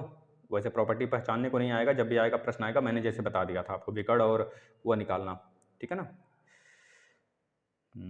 चक्री चतुर्भुज वाला हो गया है, ठीक है ना, और मैं देख लेता हूँ, ठीक है ना। चलो ये सारे के सारे प्रश्न हो चुके हैं, अब घबराओ मत, बिल्कुल मस्त तरीके से पेपर जाएगा, निश्चिंत होकर पेपर दीजिएगा, एक भी उत्तर गलत नहीं आने चाहिए आप सभी के, बहुत ही नॉर्मल सा, इतना समझ लेना जितना आपने देखा है आज तक ना वही छपने वाले हैं, जितना बोर्ड पे अगर शुरू से लेकर अंत तक आपने फॉलो किया है मुझे तो वही छपने वाले हैं, उससे एक भी बाहर नहीं आने वाला है प्रश्न, ठीक है, इस चीज़ को दिमाग में लेकर हमको चलने हैं, ठीक है बेटा। चलो आ जाओ, एक वृत्त की त्रिज्या 5.2 सेंटी, पहले वृत्त के बारे में समझ लो, यह एक वृत्त है आपका, वृत्त भैया गोला ही होता है, वृत्त टेढ़ा मेढ़ा नहीं होता है, पहले तो समझ लेना, वृत्त कोई बॉल नहीं होता है, बॉल तो स्पेयर होता है जिसको हम छू सकते हैं, देख सकते हैं, उठा सकते हैं, पटक सकते हैं, लेकिन वृत्त तो बना सकते हैं जो 2D पे बन जाए, मतलब जो सरफेस पे बन जाए प्लेन, उसे हम 2D कहते हैं, जैसे वृत्त। वृत्त की एक केंद्र होगा बीचों बीच, जहाँ से हम प्रकार रख के खींचते हैं, वहाँ से हजारों उसकी व्यास जाती हैं, व्यास हजारों जाती हैं, व्यास का मतलब उसका डायमीटर हजारों जाता है, तो किसी एक वृत्त में हजारों व्यास होते हैं, और किसी एक वृत्त में व्यास का आधा, व्यास का ही आधा होता है उसका रेडियस होता है, इस बात को सबको पता होगा। किसी एक वृत्त का पूरा होता है 2 पाई इंटू रेडियस करते हैं तो उसका परिमाप आ जाता है, यानी कि उसका सरकमफ्रेंस परिमाप आता है, जिसे हम परिमाप कहते हैं 2 पाई r, है ना। किसी एक वृत्त का एरिया कितना होता है सबको पता है भाई, ये तो बच्चे को रटा होता है, πr² होता है, ठीक है। अब इसके बाद अगर आपसे पूछते कॉर्ड क्या होता है, व्यास, तो व्यास किसी भी वृत्त के परिधि के किसी 2 पॉइंट को टच करे अंतः तो उसे हम कहते हैं व्यास, क्या कहते हैं भाई, जीवा कहते हैं, व्यास नहीं जीवा, जीवा कहते हैं। यह सबसे बड़ी जीवा वृत्त का कौन सा होता है, तो उसका व्यास सबसे बड़ी जीवा होता है, क्योंकि ये भी तो वृत्त के परिधि को 2 पॉइंट को टच करता है, तो किसी भी वृत्त का सबसे बड़ा जीवा उसका व्यास होता है, ठीक है। ये सारी चीजें नॉर्मल थी, हमने बता दिया, और बहुत सारे फैक्टर है, लेकिन इससे ज्यादा नहीं आएगा भाई, आप प्रश्न सॉल्व करो। एक वृत्त की त्रिज्या दिया है, व्यास पूछ रहा है भाई, त्रिज्या 5.2 है, अभी आपने देखा जो d था वो 2r के बराबर था, 2r के बराबर था, जब त्रिज्या 5.2 दिया गया है तो बताओ व्यास कितना होगा, 2 गुणे 5.2 यानी कि 10.4 मीटर है तो मीटर, सेंटीमीटर है तो सेंटीमीटर। दूसरा वाला 3 सेंटीमीटर त्रिज्या, तो वृत्त की परिधि पूछ रहा है, वृत्त पर खींची गए, परिधि पूछ रहा था ना यार, क्या पूछ रहा था, परिमाप पूछ रहा था, वृत्त की परिधि का माप ज्ञात करो, इसकी परिधि का माप ज्ञात करो, परिधि का माप पूछ रहा है, परिधि का माप यानी कि वही उसका परिमाप, परिधि का माप बोले या फिर परिमाप बोले तो बात तो एक ही है। तो 3 सेंटीमीटर त्रिज्या है भाई, 2 पाई r होता है परिमाप, तो हमने रख दिया 2 गुणे 22/7 और गुणे 3, तो 3 दूना 6 दूना 12, देखो भाई कैसे पूरा कर रहा हूँ मैं, पकड़ो की तरफ, 3 दूना 6, 6 दूनी 12 को 2 हाथ में 1, 6 दूनी 3 दूनी 6 दूनी 12 1 13, 132/7 हो गया, काटना इसको, 7 एकम 7 हो गया, बचा कितना, 6 बचा, तो 6 62 यानी 7 के साथ 7 दूनी 14, 7 21 7 चौक 28, 7 25 7 8 56 हो गया, 7 8 56 हो गया, 56 4 2 60 हो गया, 7 8 56 फिर से, यानी कि 18.8 आ गया मीटर आपका, ठीक है, इसका पूरा का पूरा, ठीक है ना बेटा। चलो आ जाओ नेक्स्ट, अब यह देखना जरा सा, ये वाला प्रश्न बस लास्ट द एंड वीडियो का करते हैं, और अगर आप सभी को एक मैराथन चाहिए तो जरूर से जरूर कमेंट करिएगा। इसको देखना जरा सा, पथ का क्षेत्रफल दिया गया है हमें, आज नहीं तो कल एक मैराथन इंग्लिश का मैं लेकर आने वाला हूं, देखता हूं बन पाएगा तो जरूर लेकर आऊंगा, वरना आपके पास जो सीरीज है उसको चार्ट जाना अच्छे से, ये 10 और इनके बीच का, वैसे मैंने एक पवन सीरीज का मैराथन दे रखा हूँ, आप सभी देख लेना उसको, उसमें पूरा का पूरा प्रीपोजिशन है, कंजक्शन है, और प्लस आपके जो सेंटेंस जो हैं परफेक्ट, और जो दुनिया भर के टेंस होते हैं 4, उसको अपने कंटिन्यूअस टेंस होते हैं, परफेक्ट कंटिन्यूअस होते हैं, है ना, इस तरह से सारे के सारे उसमें हैं। 2 मीटर देखना, इसे पूछ रहा है पथ का क्षेत्रफल बताओ, इसका क्षेत्रफल तभी निकलेगा जो हमें पूरे बड़े वाले वृत्त का त्रिज्या पता हो और छोटे वाले का, बड़े वाले वृत्त का त्रिज्या तो 10 है, सॉरी छोटे वाले का 10 है, बड़े वाले का क्या होगा 10 + 2 कर लेना, यानी कि बड़े वाले को r से लिख लेते हैं, छोटे वाले को हम स्मॉल से लिख लेते हैं, तो इसका कितना हो जाएगा 12 हो जाएगा, तो बड़े वाले के एरिया में से छोटे वाले का एरिया माइनस कर देंगे ना वृत्त का, तो हमें पता चल जाएगा। तो आप क्या करोगे, फार्मूला होता है एरिया का πr², तो आपको क्या करना है यहाँ पर, पाई बड़े वाले का स्क्वायर माइनस छोटे वाले का स्क्वायर कर लेना है बस। देखो ना पाई की वैल्यू कितना होती है 22/7 होता है, गुणे कर लो, आर की वैल्यू कितनी है बड़े वाले का 12, 12 का स्क्वायर 144, और छोटे वाले का 10 है, 10 का स्क्वायर 100, तो 22/7 गुणे कर लेना, 144 में से 100 जाएगा तो बचेगा 44, और गुणा कर लेना, देखना भाई 2 का पहले इसमें गुणा कर लो, 2 चौके 8, 2 चौके 8, गुणे 11 कर लेना, बटे 7 कर लेना, फिर 11 से गुणा करना मुझे आसान होता है थोड़ा सा, तो यहाँ पर 8 आ गया, 11 8 88 लोग को गुणा कर लेते हैं सिंपल सा, 11 8 88 को 8 कैरी 8, 11 8 88 और 2 90 और 6 96 बेटा, तो 7 से काट लो, 7 एकम 7 और बचा कितना 2, 2 बचा, 7 3 21, 7 एक 21, बचा कितना 5 बचा, और 7 8 56, 7 8 56 और 2 बचा, तो 7 दूनी 14, यानी कि 138.2 कितना आ जाएगा 138.2, यह आ जाएगा मीटर स्क्वायर है तो मीटर, नहीं सेंटीमीटर स्क्वायर है तो मीटर है तो मीटर स्क्वायर, आपका यह उत्तर होगा। ठीक है, ये पाथ का क्षेत्रफल आएगा। ठीक है, अब आपसे पूछा गया है वृत्त की परिधि बता दो, बड़े वृत्त की परिधि। भाई बड़े वृत्त का त्रिज्या हमें पता है 12 है, तो किसी भी वृत्त की परिधि क्या होती है भाई 2 पाई आर होता है।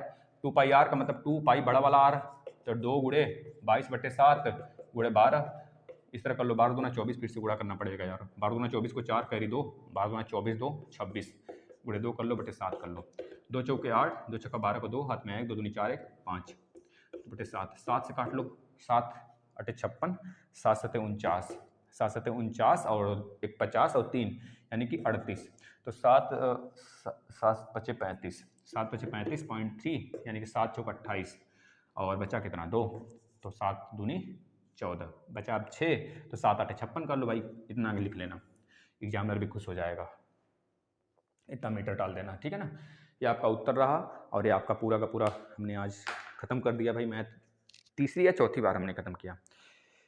ठीक है, कंधे में तो दर्द होने लगा, कोई बात नहीं, लेकिन कैमरा साथ दे दिया और पता न चला था मुझे, मैं तो पूरा का पूरा न्यूमेरिकल पढ़ा ढक गया था, तो पता चला बाद में कैमरा ऑफ हो गया, तो मैं उसको सही किया।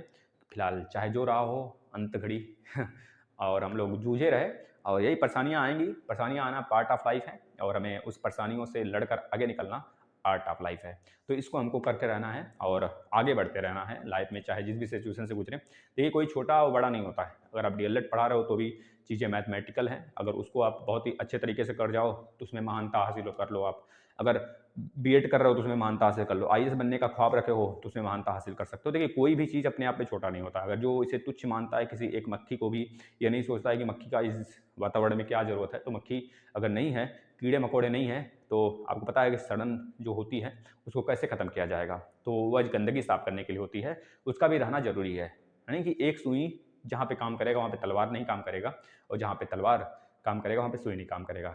तलवार से तो कपड़े नहीं सिले जाएंगे और ना ही सुई से लड़ा जाएगा। तो ये दोनों अपने अपने जगह अपनी अपनी एग्जिस्टेंस रखते हैं, अपने प्लेस पर सब महान होते हैं। तो आपको भी एक ऐसे क्षेत्र में महानता हासिल कर लेने हैं, मतलब उस क्षेत्र में इतना ज़्यादा आपको मतलब कि हो जाना है रणभूमि में पहुँचते ही कि मैं उलाट दूँ उस चीज़ को, इतना ज़्यादा उसमें सक्षम बन जाइए, है ना।